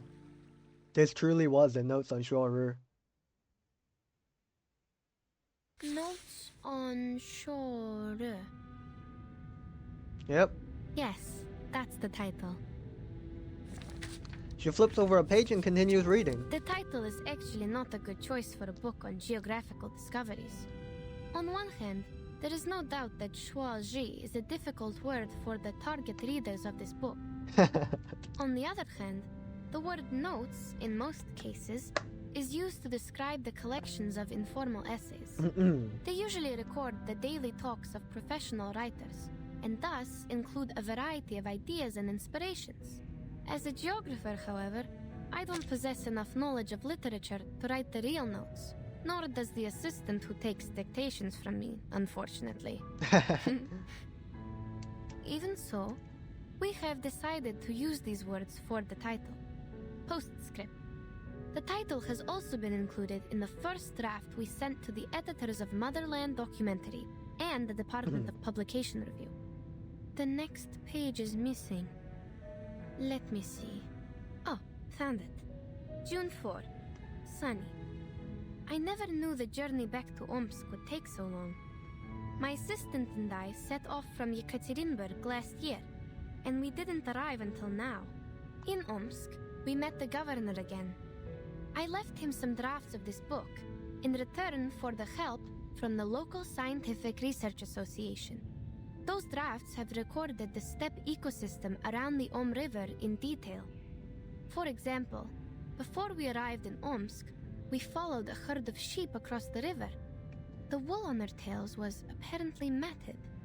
I recorded this detail because the way they crossed the water was almost a miracle. It is known to all that sheep can be easily drowned because their thick wool holds them back in water. Yeah, that does seem like a problem. Things seemed different for those sheep. They had been trained by the local herders and were able to cross the river swiftly, as if they were only several balls of cotton floating on the water. Very impressive. Shouts out to these local herders. When they came to the shore, I Miss noticed Radio? that their hooves were in the shape of a round cake, with one slice missing. Vertin! Whoa, Vertin. They climbed out of the water with their little cake hooves, shook themselves dry, and continued on to the next pasture, never hesitant to go forward, never looking back. So how's Miss Radio? So is Miss Radio reading the notes on Shuaru somehow? Seeing all these, I hope I would be as determined as these sheep in my future journey. Today's article was an extract from a geographic manuscript from St. Pavlov Foundation Far East Branch, recorded by Yenisei. Okay. So Yenisei does work for the Foundation, at this point at least. I don't know if she worked for the Foundation when she set off to Pay City. Well, she didn't set off to Pay City, but during that journey. Next is the news broadcast. Amazing. So Vertin's out here just listening to this, to this manuscript. Wait, was she asleep? Miss Radio? Yes, I'm here. What time is it now?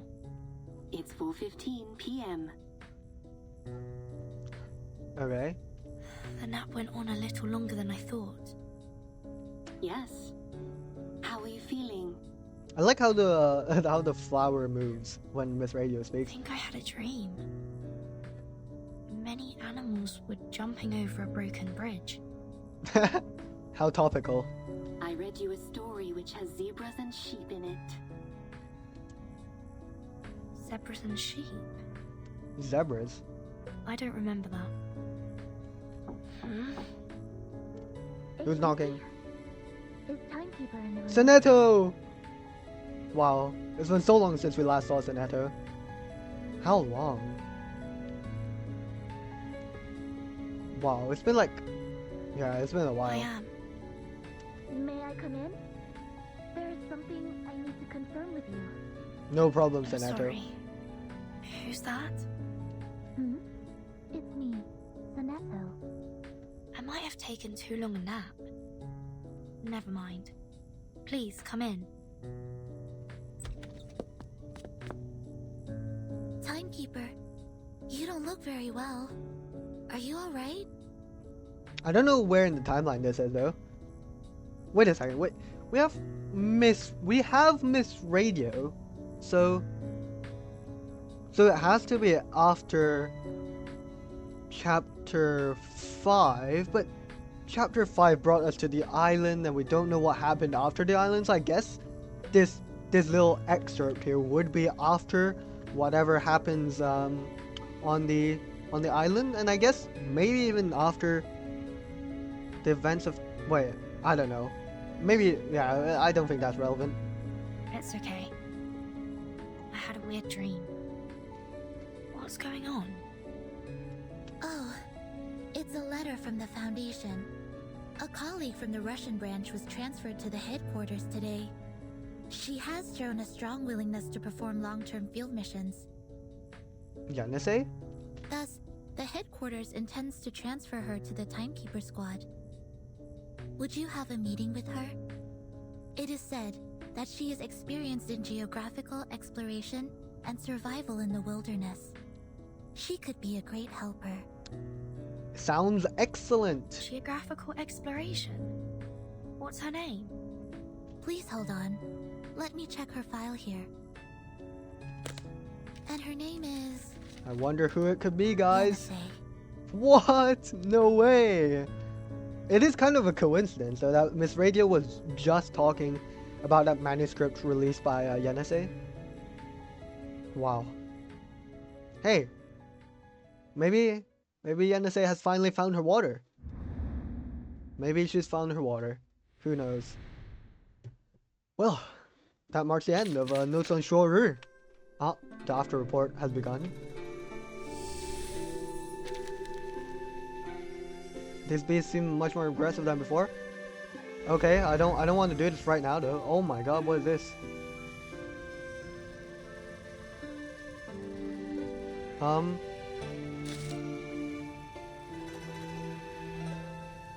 Okay. Well, I mean, I probably won't be playing around with this because the event's literally ending in one day, but you know, that was it. That marks the end of Notes on Shore. It was a very nice event, and yeah, what a series of events that have transpired in today's episode. I mean, like, we went from accusing everything on oh, hello? Okay, there we go. Yeah, we were all accusing everything on Jun Yangzi, and then she kind of broke down, released the wooden dolls. They became these beasts type things, and then after everything we went through, we managed to persevere. Jun Yangzi jumped across the bridge. Oh, we can see her right here. She jumped across the broken bridge, and the divination answered all our prayers. Yenese found her water. Besmer got her answer. Gutian's gonna check out that random broken building in the distance. Mr. Krolik, Jurian, the rest of the crew, everyone is happy. I'm happy. You're happy. So yeah, it was an absolutely wonderful experience, lovely event, and I hope you enjoyed it as much as I did. We've got exactly 1 day and 0 hours left on this event, cutting a bit close, but yeah. Now regarding future episodes, so next week I have exams, and then the week after that I will be off on a trip for another 2.5-ish weeks. So that, I'm afraid, that might mean that we will be aiming to be continuing on with the main story, chapter 7 of Vereinsamt. We'll be aiming to do this around late June, which is very devastating, I'm afraid. Yeah, I could just start off with like one part of chapter 7 before I leave, but that would be, I think it would just be best for me to have like a full complete experience, like consecutive experience of chapter 7 once I'm back from my trip. I'm not too sure what I'll be doing during the summer, but yeah, I should have, I shouldn't have problems with recording. So yeah, there's that. So yeah, I'm afraid this will have to mean an approximate 1 month break from Reverse 1999 videos for me. So that is a shame, but I hope you enjoyed this this event we had. 说日手记 yeah. Notes on 说日. Hope you enjoyed. And who knows? In a month's time, we will meet again.